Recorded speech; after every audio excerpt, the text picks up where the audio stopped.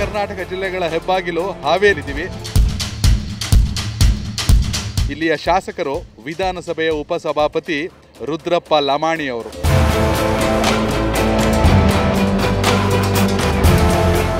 ರುದ್ರಪ್ಪ ಲಮಾಣಿ ಅವರ ಕನಸು ಏನು? ಹಾವೇರಿ ನಗರದಲ್ಲಿ ಯಾರು ವಸತಿಹೀನರು ಇರಬಾರದು. ಎಲ್ಲ ಶಾಸಕರು ಯಾಕೆ ನಮ್ಗೆ ಅನುದಾನ ಬರ್ತಾ ಇಲ್ಲ? ಇವರು ಹೊಟ್ಟೆ ಕಿಚ್ಚಿನಿಂದನೇ ಇವತ್ತು ನಮ್ಮ ಬಡವರಿಗೆ ಅನ್ಯಾಯ ಆಗ್ತಾ ಇದೆ. ತಗೊಂತೀವಿ, ತಗೊಂಡ್ ಮತ್ತೆ ಕೊಡ್ತೀವಿ. ಇವತ್ತು 4 ಲಕ್ಷ ಕೋಟಿ ಬಜೆಟ್ ಯೋಜನೆಗಳು ಎಲ್ರಿಗೂ ಸಮರ್ಪಕವಾಗಿ ತಲುಪ್ತಾ ಇದೆ. 99% ಬಡವ್ರನ್ನ ಶ್ರೀಮಂತರನ್ನಾಗಿ ನಾವು ಮಾಡೋ ಯೋಚನೆ ಏನಾದ್ರು ಹಮ್ಮಿಕೊಂಡಿದೆ. ಬಡವರು ಚೆನ್ನಾಗಿ ಆಗ್ಬಾರ್ದು ಇವರಿಗೆ. ನರೇಂದ್ರ ಮೋದಿ ಅವರು ಕೇಂದ್ರದಲ್ಲಿ ಸರ್ಕಾರ ಮಾಡ್ತಾ ಇದ್ದಾರೆ. ಇವತ್ತು ಬಡವರಿಗಾಗಿ ಯಾವ ಯೋಜನೆಗಳಂತ 25 ವರ್ಷಗಳು ಆದರೂ ಸಹಿತ ಇನ್ನೂ ಸರಿಯಾದ ರಸ್ತೆಗಳಾಗಿಲ್ಲ. ಇದು ಜಿಲ್ಲೆನೋ ಹಳ್ಳಿಗಿಂತಲೂ ಕೀಳಾಗಿದೆ. ಯಾರು ಬಂದರೂ 20 ವರ್ಷ ಆಯ್ತು ಇದು ಡೆವಲಪ್ಮೆಂಟ್ ಮಾಡ್ತೀನಿ ಅಂತ ಯಾರು ಮಾಡಕ್ಕೆ ಸಾಧ್ಯ ಆಗ್ತಿಲ್ಲ. ಯಾವ ಪಕ್ಷರು ಬಂದರೂ ಹಾವೇರಿ ಇನ್ನೊಂದು ಮಟ್ಟ ಅಭಿವೃದ್ಧಿ ಆಗ್ತಾ ಇಲ್ಲ. ಸವಾಲುಗಳನ್ನು ಸಂತೋಷದಿಂದ ಸ್ವೀಕರಿಸಬೇಕು, ತಾಳ್ಮೆಗಿರಬೇಕು. ವಾಸಿಸುವವನೇ ಮನೆಯ ಒಡೆಯ. ಕನಿಷ್ಠ ಪಕ್ಷನ ಅನುದಾನ ಬರಲಿಲ್ಲ ನಮಗೆ.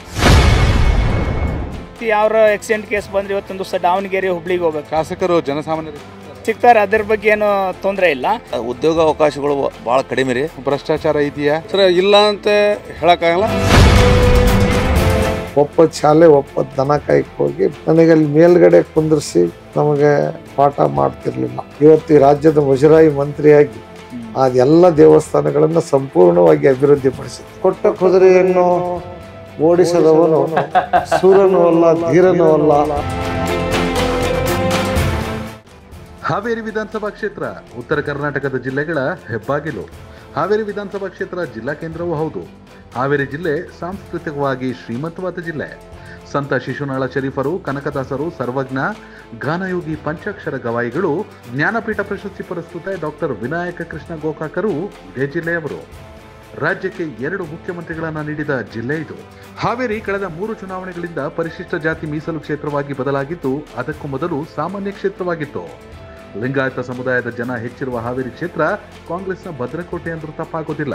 ಇಲ್ಲಿ ಒಟ್ಟು 16 ಸಾರ್ವತ್ರಿಕ ಚುನಾವಣೆಗಳಾಗಿದ್ದು, ಕಾಂಗ್ರೆಸ್ 9 ಬಾರಿ ಗೆಲುವು ಸಾಧಿಸಿದೆ. ಜನತಾ ಪಕ್ಷ, ಜಾತ್ಯತೀತ ಜನತಾದಳವು ಇಲ್ಲಿ ಗೆಲುವಿನ ನಗೆ ಬೀರಿದೆ. 2004, 2008 ಮತ್ತು 2018ರಲ್ಲಿ ಇಲ್ಲಿ ಕಮಲ ಅರಳಿದೆ.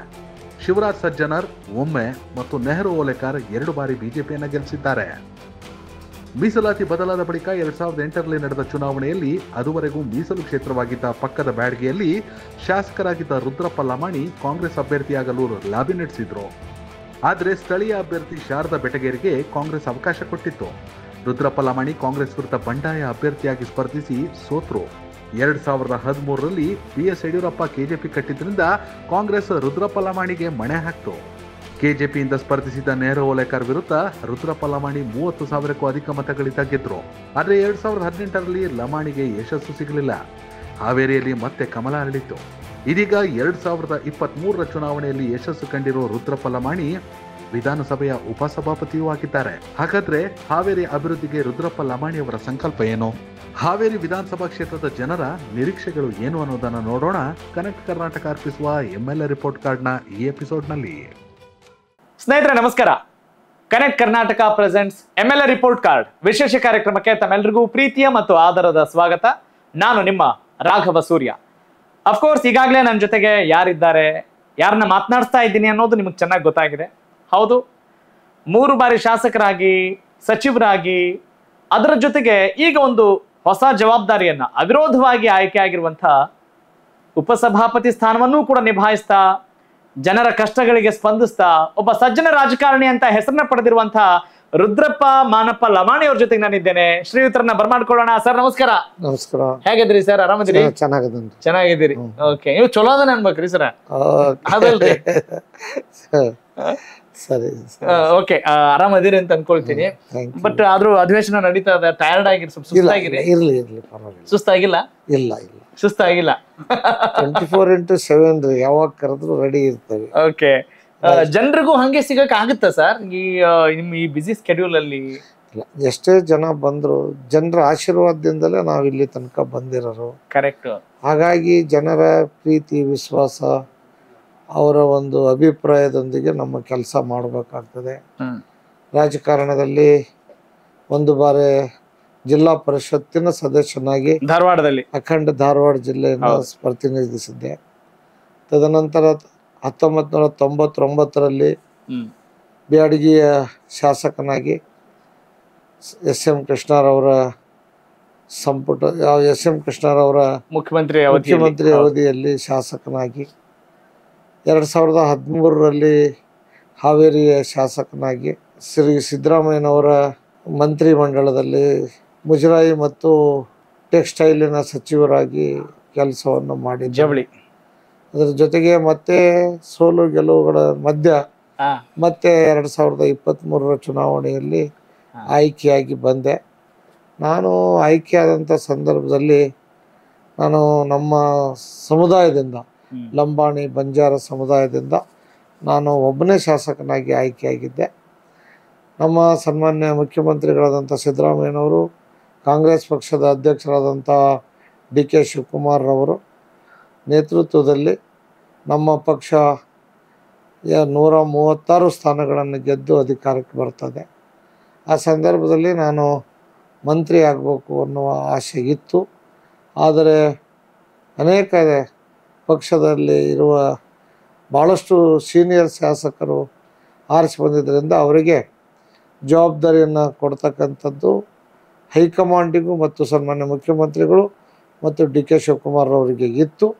ಅವರು ಮುಂದಿನ ದಿನಗಳಲ್ಲಿ ನಿಮಗೆ ಮಂತ್ರಿ ಮಾಡ್ತೀವಿ, ನೀವು ಈಗ ಡೆಪ್ಟಿ ಸ್ಪೀಕರ್ ಆಗಿ ಅಧಿಕಾರವನ್ನು ಸ್ವೀಕರಿಸಬೇಕಂತ ಹೇಳಿ ಸನ್ಮಾನ್ಯ ಡಿ.ಕೆ. ಶಿವಕುಮಾರ್ ಅವರು ಮತ್ತು ಸನ್ಮಾನ್ಯ ಮುಖ್ಯಮಂತ್ರಿಗಳಾದಂಥ ಸಿದ್ದರಾಮಯ್ಯನವರು ನಮ್ಮ ಒಂದು ಕರ್ನಾಟಕದ ಉಸ್ತುವಾರಿ ವಹಿಸತಕ್ಕಂಥ ಸುರ್ಜೇವಾಲರು ಎಲ್ಲರೂ ಕೇಳಿದಾಗ ನಾನು ಉಪ ಸಭಾಧ್ಯಕ್ಷನಾಗಿ ಈ ಕೆಲಸವನ್ನು ನಿರ್ವಹಿಸ್ತಾ ಇದ್ದೇನೆ.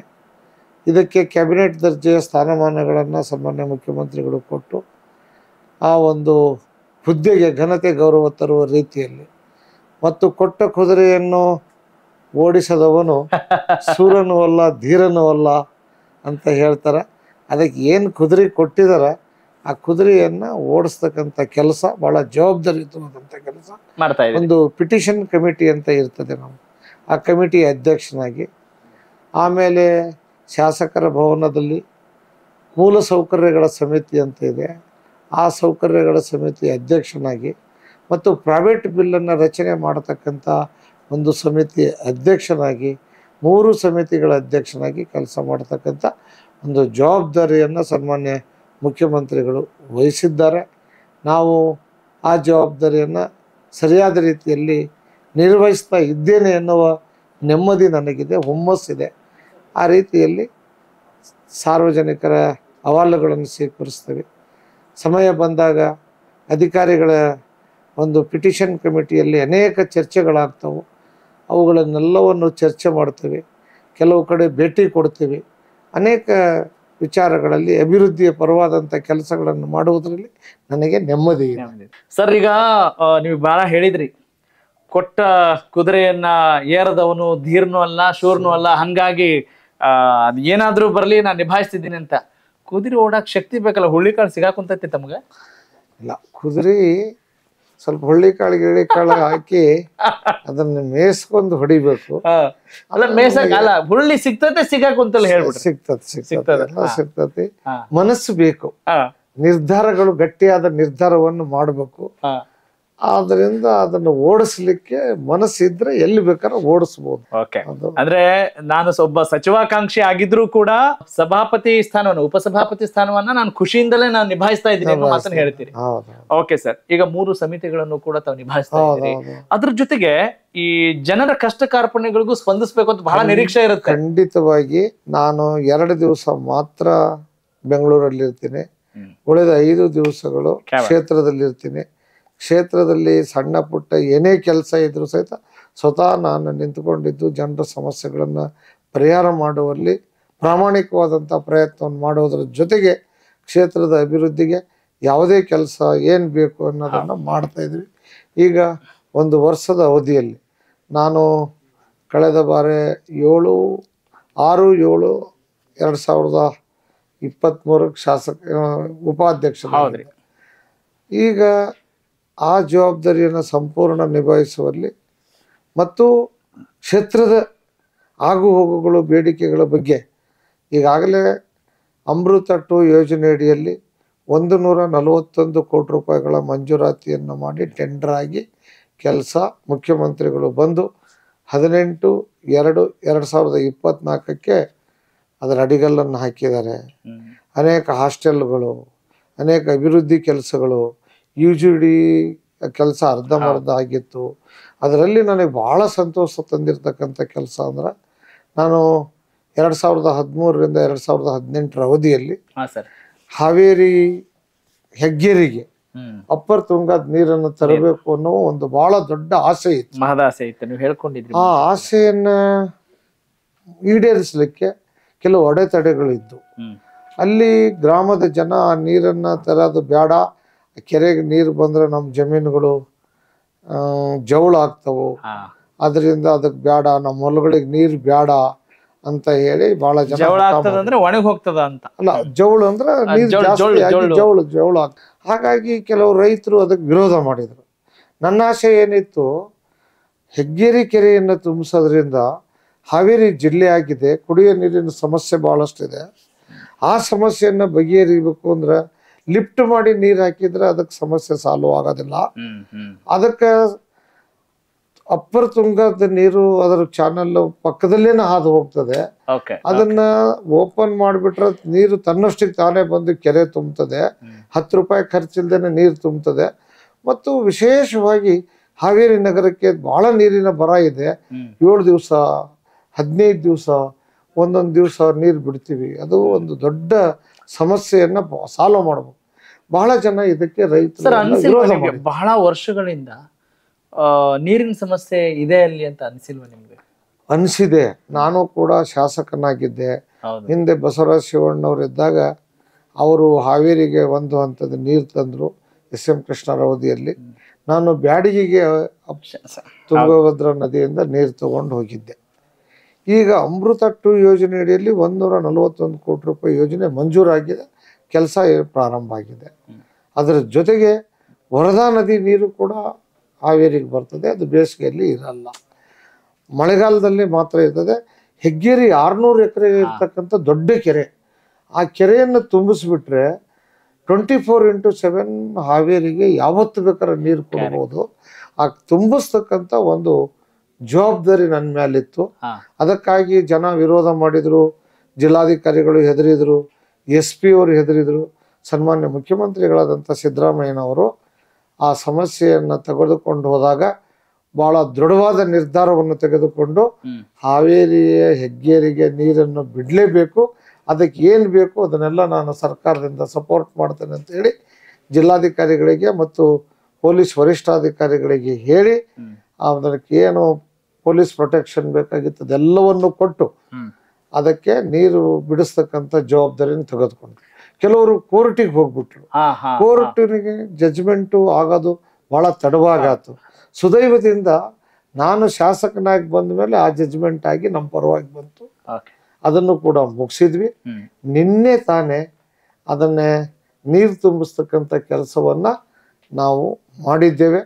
ನಿನ್ನೆ ಬಹಳ ಬೃಹದಾಕಾರವಾಗಿ ಹೆಗ್ಗೇರಿ ಕೆರೆಗೆ ನೀರು ಬರ್ತಾ ಇದೆ.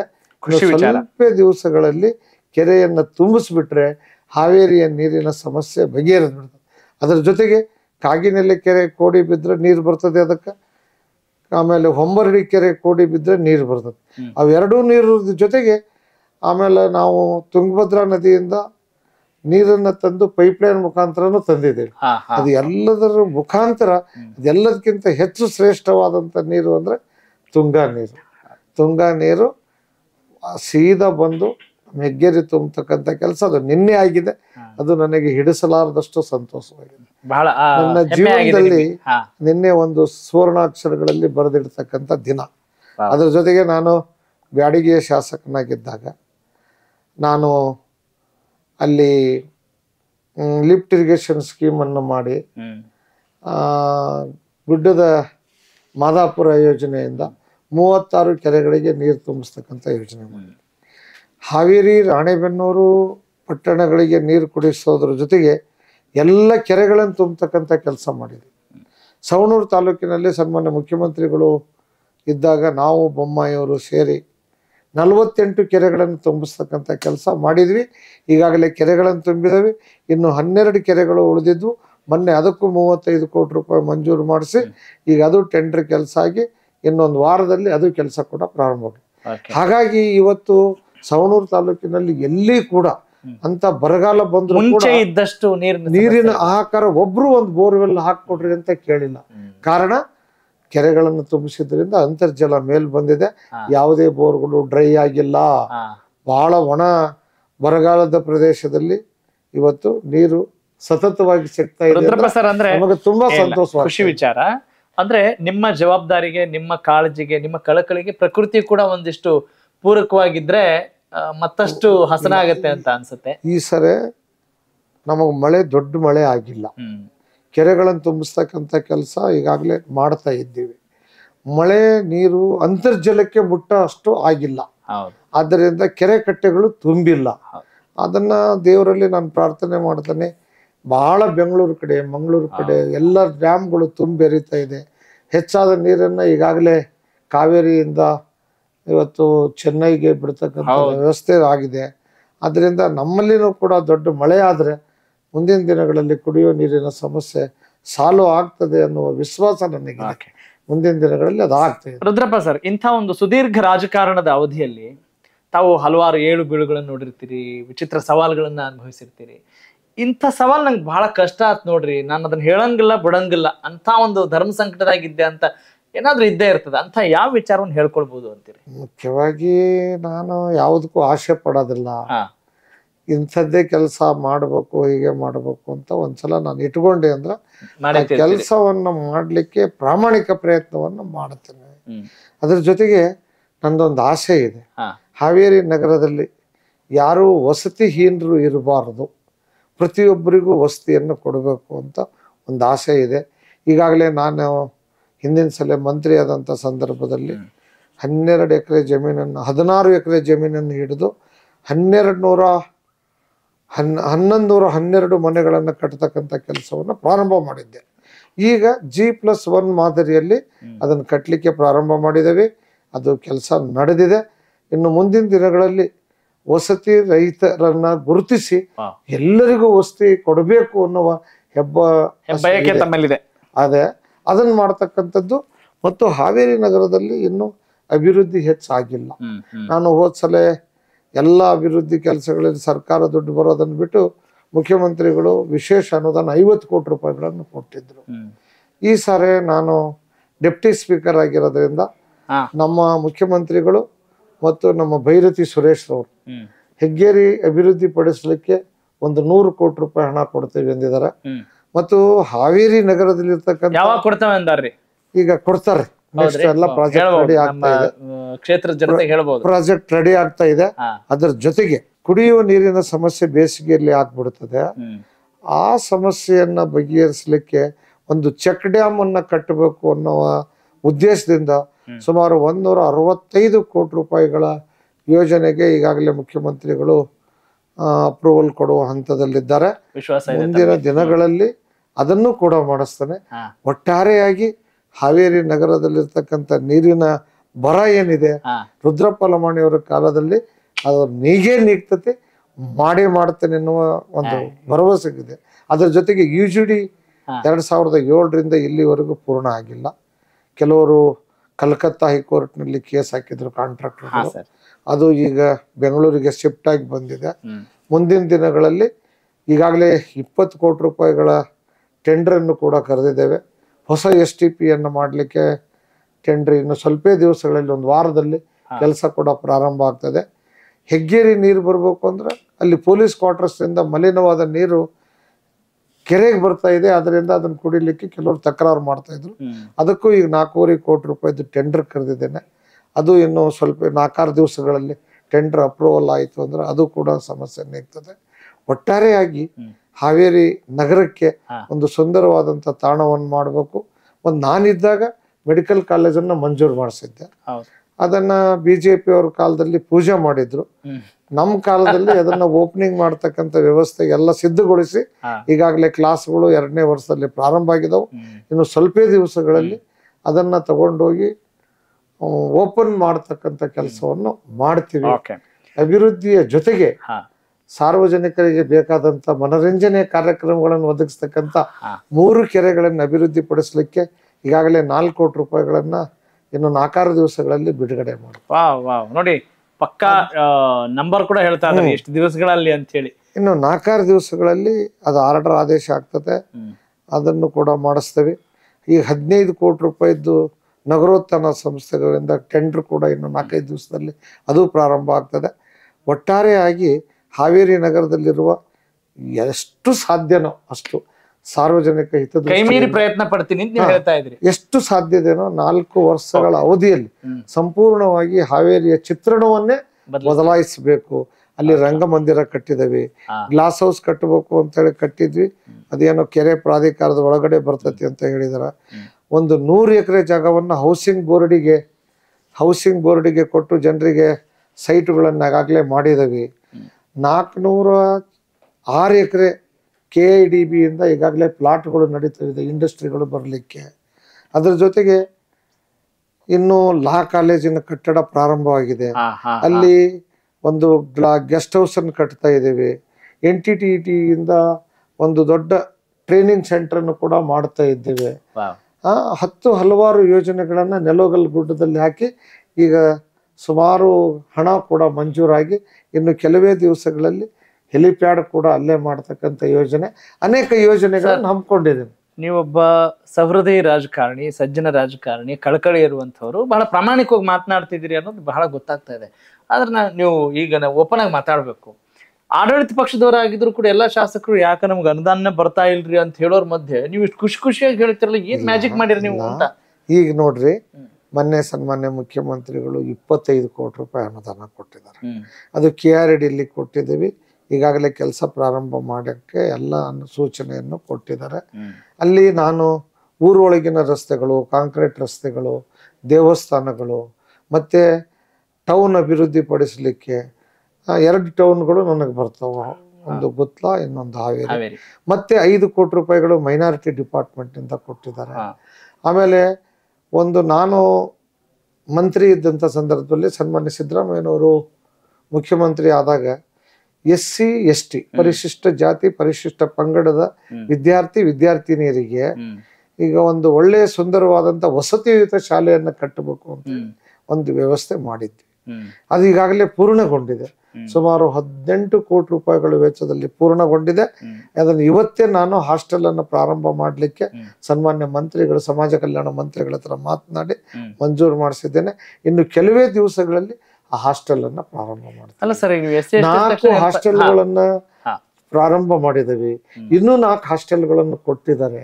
ಇವತ್ತು ಮೊರಾರ್ಜಿ ದೇಸಾಯಿ ಶಾಲೆಗಳು ವಸತಿ ಶಾಲೆಯನ್ನ ಹೋಬಳಿಗೊಂದು ಕೊಡ್ಬೇಕು ಅಂತ ಅವಾಗೆಲ್ಲರೂ ಕೇಳ್ತಿದ್ರು. ಇವತ್ತು ಹೋಬಳಿಗೊಂದು ಎಲ್ಲವನ್ನು ಮಾಡಿದ್ದೇವೆ. ಇನ್ನು ಅನೇಕ ಇಂದಿರಾ ಗಾಂಧಿ ಸ್ಕೂಲ್ಗಳು, ಮೈನಾರಿಟಿ ಸ್ಕೂಲ್ಗಳು, ಮೈನಾರಿಟಿಗೆ ರೆಸಿಡೆನ್ಷಿಯಲ್ ಸ್ಕೂಲ್ಗಳು, ಹಲವಾರು ಸ್ಕೂಲು ಕಾಲೇಜುಗಳನ್ನು ತಂದಿದ್ದೇನೆ. ಆಮೇಲೆ ಮಹಿಳಾ ಕಾಲೇಜ್ ತಂದಿದ್ದೇನೆ. ಮಹಿಳಾ ಕಾಲೇಜಿಗೆ 5 ಎಕರೆ ಜಮೀನ್ ದಾನ ಕೊಟ್ಟಿದ್ದಾರೆ. ಅದಕ್ಕೆ 4 ಕೋಟಿ ರೂಪಾಯಿ ದುಡ್ಡು ಕೂಡ ಕೊಡಿಸಿ ಬಿಲ್ಡಿಂಗ್ ಕೂಡ ಕಟ್ಟಿಸ್ತಾ ಇದ್ದೀವಿ. ಆಮೇಲೆ ಡಿಗ್ರಿ ಕಾಲೇಜ್ ಕಟ್ಟಿಸ್ತಾ ಇದ್ದೀವಿ. ಅನೇಕ ಯೋಜನೆಗಳನ್ನ ಹಾಕೊಂಡಿದ್ದೇವೆ. ಅದಕ್ಕೆ ನಾನು ಹೇಳಿದ್ದು, ಕೊಟ್ಟ ಕುದುರೆಯನ್ನು ಓಡಿಸದವನು ಸೂರನು ಅಲ್ಲ ಧೀರನು ಅಲ್ಲ ಅಂತ ಹೇಳಿ. ಕುದುರೆ ಹೊಡೆಯ ಶಕ್ತಿ ನನಗಿದೆ. ಅದರಿಂದ ನಾನು ದುಡ್ಡು ತರೋದ್ರಲ್ಲಿ 66 ವರ್ಷದ ಕುದುರೆ ಓಡ್ತತಿ ಕುದುರೆ. ಖುಷಿ ಆಗ್ತದ್ರಿ ಸರ್, ನೀವು ಎಷ್ಟು ಆತ್ಮೀಯತೆಯಿಂದ ಅನೇಕ ಕೆಲಸಗಳು ಇನ್ನು ಹೇಳಲಿಕ್ಕೆ ನನಗೆ ಅರ್ಥ ಆಯ್ತು. ಆದ್ರೆ ಒಂದ್ ವಿಚಾರ, ನೀವು SC ST ಸಮುದಾಯಕ್ಕೆ ಸಂಬಂಧಪಟ್ಟ ಹಾಗೆ ನೀವು ಮಾತನಾಡ್ತಾ ಇದ್ರಿ, ಎಷ್ಟು ಒಳ್ಳೆ ಕೆಲಸಗಳಾಗ್ತಾ ಇದ್ದೇವೆ ಅಂತ ಹೇಳಿ. 11,000 ಕೋಟಿ ರೂಪಾಯಿದು ಒಂದು ದೊಡ್ಡ ಚರ್ಚೆ ಆಯ್ತು ಇತ್ತೀಚೆಗೆ. ಆ ಸಮುದಾಯದ ಹಣವನ್ನೆಲ್ಲ ಬೇರೆದಕ್ಕೆ ಬಳಸ್ತಾ ಇದ್ದಾರೆ, ಯಾರು ಕೇಳ್ತಾ ಇಲ್ಲ ಅಂತ. ಅದಕ್ಕೇನ್ ಕಮೆಂಟ್ ಮಾಡ್ತೀರಿ ತಾವು? ಈಗ ಸರ್ಕಾರ ನಡೆಸುವಾಗ ಕೆಲವು ಬಜೆಟ್ ಅನ್ನ ಇದಕ್ಕೆ ರಿಸರ್ವ್ ಮಾಡಬೇಕು ಅಂತ ಮಾಡಿದ್ದಾರೆ. ಆ SC ST ಜನರಿಗೆ ಈ ದೇಶದಲ್ಲಿ ಯಾರಾದರೂ ಮೊದಲೇ ಬಾರಿಗೆ ಕಾನೂನನ್ನು ತಂದಿದ್ರು ಅಂದ್ರೆ ಅದು ಸಿದ್ದರಾಮಯ್ಯನವರು, ಸನ್ಮಾನ್ಯ ಆಂಜನೇಯರವರು ಅವತ್ತು ಸಮಾಜ ಕಲ್ಯಾಣ ಸಚಿವರಾಗಿದ್ದರು. ಅದನ್ನ ನೋಡಿ ಆಂಧ್ರ ಮತ್ತು ತೆಲಂಗಾಣದಲ್ಲಿ ಬಿಟ್ರೆ ಈ ದೇಶದ ಬೇರೆ ರಾಜ್ಯಗಳಲ್ಲಿ ಇಲ್ಲ. ಸನ್ಮಾನ್ಯ ಮುಖ್ಯಮಂತ್ರಿಗಳು ಇದಕ್ಕೆ ಉತ್ತರವನ್ನು ಕೊಡ್ತಾ ಇದ್ರು. ಇವತ್ತು ಆ ಹಣ ಆ ಜನರ ಶ್ರೇಯೋಭಿವೃದ್ಧಿಗೆ ಮೀಸಲಿಡತಕ್ಕಂಥ ಕಾನೂನನ್ನು ತಂದಿರೋರು ನಾವು. ಅದನ್ನ ಈಗ ಬೇಕಾದಾಗ ನಾವು ಕನ್ವರ್ಟ್ ಮಾಡ್ಕೊಳಕ್ ನಮಗ್ ಅಧಿಕಾರ ಇದೆ. ಹಂಗಂತೀರಿ? ಅಧಿಕಾರ ಅದ ಅಂತೀರಿ? ಅದ ಅಲ್ಲ, ಬೇಕಾದಾಗ ತಗೊಂತೀವಿ, ತಗೊಂಡ್ ಮತ್ತೆ ಕೊಡ್ತೀವಿ. ಇವತ್ತು ಇಲ್ಲಿ ಬೇಕಾಗೈತಿ, ಇಲ್ಲಿ ಕೊಟ್ಟಿದ್ದೀವಿ, ಅದನ್ನ ತಗೊಂಡು ಮತ್ತೆ ಇದಕ್ಕೆ ಕೊಡ್ತೀವಿ. ಎಲ್ಲ ಪಾರದರ್ಶಕವಾಗಿ ಅದೀವಿ ನಾವು ಅಂತ ಅದ್ರಾಗ ಏನ್ ಯಾರಿಗಾರ ಕಳುವಾಗಿಲ್ಲ, ಕಾಕಾಗಿಲ್ಲ, ಮತ್ತೊಂದಿಲ್ಲ. ನೇರವಾಗಿ ಸರ್ಕಾರದ ಒಂದು ವ್ಯವಸ್ಥೆಯಲ್ಲಿ ಈ ಗ್ಯಾರಂಟಿ ಯೋಜನೆಗಳಿಂದ ಸರ್ಕಾರದ ಖಜಾನೆ ಹೊಡೆತ ಆಗಿದೆಯಾ ಇಲ್ವಾ? ಈ ದೇಶದ ಆಡಳಿತ ನಡೆಸುವಾಗ ಲಕ್ಷಾಂತರ ಕೋಟಿ ರೂಪಾಯಿದ ಬಜೆಟ್ ಮಂಡನೆ ಮಾಡ್ತಾರೆ. ನಮ್ಮ ಬಜೆಟ್ ನಾನು ಶಾಸಕನಾಗಿ ಬಂದಾಗ 1,00,000 ಕೋಟಿನೂ ಕೂಡ ಮುಟ್ಟಿದ್ದಿಲ್ಲ. SM ಕೃಷ್ಣರವರ ಕಾಲದಲ್ಲಿ ಅವ್ರು 5ನೇ ವರ್ಷಕ್ಕೆ ಬಜೆಟ್ ಅನ್ನು ಮಂಡಿಸಿದಾಗ 1,00,000 ಕೋಟಿ ರೂಪಾಯಿದ ಬಜೆಟ್ ಅನ್ನು ಮಂಡಿಸಿದಾಗ ನಾವು ಭಾರಿ ಖುಷಿಯಾಗಿ 1,00,000 ಕೋಟಿ ಎಂದಿದ್ವಿ. ಇವತ್ತು 4,00,000 ಕೋಟಿಯ ಬಜೆಟ್ ಮಂಡನೆ ಮಾಡ್ತಾ ಇದ್ದಾರೆ.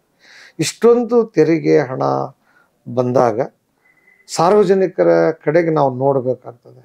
ಅವರಿಗೆ ಅನ್ನ, ಅವರಿಗೆ ವಸತಿ, ಟ್ರಾನ್ಸ್ಪೋರ್ಟೇಷನ್ನು, ಇದೆಲ್ಲವನ್ನು ಮಾಡ್ತಕ್ಕಂಥ ಗ್ಯಾರಂಟಿ ಯೋಜನೆಯನ್ನು ಸನ್ಮಾನ್ಯ ಮುಖ್ಯಮಂತ್ರಿಗಳ ಕನಸು. ಅವರ ಬಡತನದಿಂದ ಬಂದು ಅವರನ್ನು ಅನುಭವಿಸಿದಂಥ ಕಷ್ಟಗಳಿಗೆ ಬೇರೆಯವರಿಗೆ ಆಗ್ಬಾರ್ದು ಅನ್ನೋ ಉದ್ದೇಶದಿಂದ ಆ ನೋವಿನ ತೋರಿಸ್ಲಿಕ್ಕೆ ಇವತ್ತು ಮಾಡ್ಕೊಂಡಿದ್ದಾರೆ. ಸುಮ್ಮನೆ ಹೊಟ್ಟೆ ಕಿಚ್ಚರಿಂದ ಈ BJP-ಯವ್ರು ಏನ್ ಮಾಡ್ತಾರ, ಅದು ಎಲ್ಲ ಅಲ್ಲಿ ತಗೊಂಡೋಗ್ಯಾರ, ಇಲ್ಲಿ ಇದು ಮಾಡಕತ್ತಾರ. ಯಾವ ಜನನೂ ಕೂಡ ಇದಕ್ಕೆ ತಗೊಂಡೋಗಿದ್ದಾರೆ, ಖುಷಿಯಾಗಿದ್ದಾರೆ. ಟ್ರಾನ್ಸ್ಪೋರ್ಟೇಷನ್, ಬಡವರು ಯಾವುದೇ ದೇವಸ್ಥಾನಗಳನ್ನು ನೋಡ್ಲೇ ಇಲ್ಲ. ಕರ್ನಾಟಕದ ಎಲ್ಲ ದೇವಸ್ಥಾನಗಳಲ್ಲಿ ಇವತ್ತು ಹೆಚ್ಚು ಹಣ ಬಂದಿದೆ. ಸ್ವತಃ ಸನ್ಮಾನ್ಯ ವೀರೇಂದ್ರ ಹೆಗ್ಡೆ ಅವರು, ಏನು ಈಗ ರಾಜ್ಯಸಭಾ ಸದಸ್ಯರಾದಂಥ ವೀರೇಂದ್ರ ಹೆಗ್ಡೆ ಅವರು ಹೇಳ್ತಾರೆ, ಸನ್ಮಾನ್ಯ ಮುಖ್ಯಮಂತ್ರಿಗಳಾದಂಥ ಸಿದ್ದರಾಮಯ್ಯನವ್ರ ಕಾಲದಲ್ಲಿ ಇವತ್ತು ಬಸ್ ಫ್ರೀ ಮಾಡಿರೋದ್ರಿಂದ ನಮ್ಮ ಹುಂಡಿಗೆ ಸಾಕಷ್ಟು ಹಣ ಬಂದಿದೆ, ಸಿದ್ದರಾಮಯ್ಯನವರೇ ಸರ್ಕ್ಯುಲೇಟ್ ಆಗ್ತಾ ಇದೆ ಅನ್ನೋದನ್ನ ಅವ್ರು ಹೇಳ್ತಾ ಇದ್ದಾರೆ. ಇವತ್ತು ಫೈನಾನ್ಸ್ ಅಂದ್ರೆ ಅದನ್ನ ಯಾವೊಂದು ಅಂಬಾನಿ ಅದಾನಿ ಲೆಕ್ಕಕ್ಕೆ ಹೋಗಿ ಕೊಡೋದಲ್ಲ. ಈಗ ಒಬ್ಬ ಹೆಣ್ಮಗಳು ಆಕಿ 2,000 ರೂಪಾಯಿ ಬರ್ತತಿ ಅಂದ್ರೆ ಆಕಿ ಪರ್ಚೇಸ್ ಮಾಡ್ಲಿಕ್ಕೆ ಮಾರ್ಕೆಟಿಗೆ ಬರ್ತಾಳೆ, ಮಾರ್ಕೆಟ್ನಲ್ಲಿ ಸಾಮಾನುಗಳನ್ನು ಕೊಡ್ತಾರ, ಅದರಿಂದ ಸರ್ಕ್ಯುಲೇಷನ್ ಆಗ್ತತಿ. ಇವತ್ತು ಯಾವುದೋ ಒಂದು ಸಾಲ ಮಾಡ್ತಾಳ, ಫೈನಾನ್ಸ್ನರ್ ಆಕಿಗೆ ಸಾಲ ಕೊಟ್ಟಿದ್ದಾರೆ. ಒಬ್ಬ ಫೈನಾನ್ಸರ್ ನಾನು ಹೇಳ್ತಾ ಇದ್ರು, ನಮ್ಮ ಫೈನಾನ್ಸಿನಲ್ಲಿ ನಾವು ಭಾಳ ವಸೂಲಿಗೆ ಭಾಳ ಕಷ್ಟಪಡ್ತಾ ಇದ್ವಿ. ಈಗ 2,000 ಬರಾಕತ್ತಿದ್ಮೇಲೆ ನಮ್ಮ ನೇರವಾಗಿ ನಮ್ಮ ವಸೂಲಿ ಕೂಡ ಸಿಗ್ತಾ ಇದೆಯಾ? ಯೋಜನೆಗಳು ಸಮರ್ಪಕವಾಗಿ ತಲುಪ್ತಾ ಇದೆಯಾ? 99% ನನ್ನ ಕ್ಷೇತ್ರದಲ್ಲಿ ಮಾತ್ರ ಅಲ್ಲ, ಎಲ್ಲಾ ಕಡೆಗೂ ಸಿಗ್ತಾ ಇದೆ. ಎಲ್ಲೋ ಬೆರಳೆಣಿಕೆಯಷ್ಟು ಜನ ತಾಂತ್ರಿಕ ಸಮಸ್ಯೆಗಳಿಂದ ಸಿಗ್ತಾ ಇದೆ, ಎಲ್ಲರಿಗೂ ಕೂಡ ಸಿಗ್ತಾ ಇದೆ. ಬಹುತೇಕರು ಎಲ್ಲರಿಗೂ ಸಿಗ್ತಾ ಇದೆ. ಎಲ್ಲ ಲಾಭ ತಗೊಳಕತ್ತಾರ, ತಗೊಳ್ಳಿ. ಯಾವನೋ ಈ ದೇಶದ ಹಣ ಬೆವರಿನಿಂದ ಬಂದಂತ ಹಣ ಇರ್ಬೋದು, ಟ್ಯಾಕ್ಸ್ ನಿಂದ ಬಂದಂತ ಹಣ ಆಗಿರ್ಬೋದು. ಅಂಬಾನಿ, ಅದಾನಿ, ಮಲ್ಯ ಅಂತವರಿಗೆ, ಚೋಸ್ಲಾ ಎಂತವರಿಗೆ 11 ಲಕ್ಷ ಕೋಟಿ ಇವತ್ತು ಅವ್ರಿಗೆ ಸಬ್ಸಿಡಿ ಕೊಡ್ತಾರೆ. ಇವತ್ತೇನ್ ಬಡವರಿಗೆ 4-5 ಸಾವಿರ ರೂಪಾಯಿ ಒಂದ್ ತಿಂಗಳಿಗೆ ಬಂದ್ರೆ ಅದಕ್ಕೆ ಇವ್ರು ಹೊಟ್ಟೆ ಕಿಚ್ಚು ಪಡ್ತಾರೆ. ಯಾರು? BJP-ಯವರು. ಇವ್ರ ಹೊಟ್ಟೆ ಕಿಚ್ಚಿನಿಂದನೇ ಇವತ್ತು ನಮ್ಮ ಒಂದು ಬಡವರಿಗೆ ಅನ್ಯಾಯ ಆಗ್ತಾ ಇದೆ. ಅದನ್ನ ಬಂದ್ ಮಾಡ್ರಿ ಅಂತ.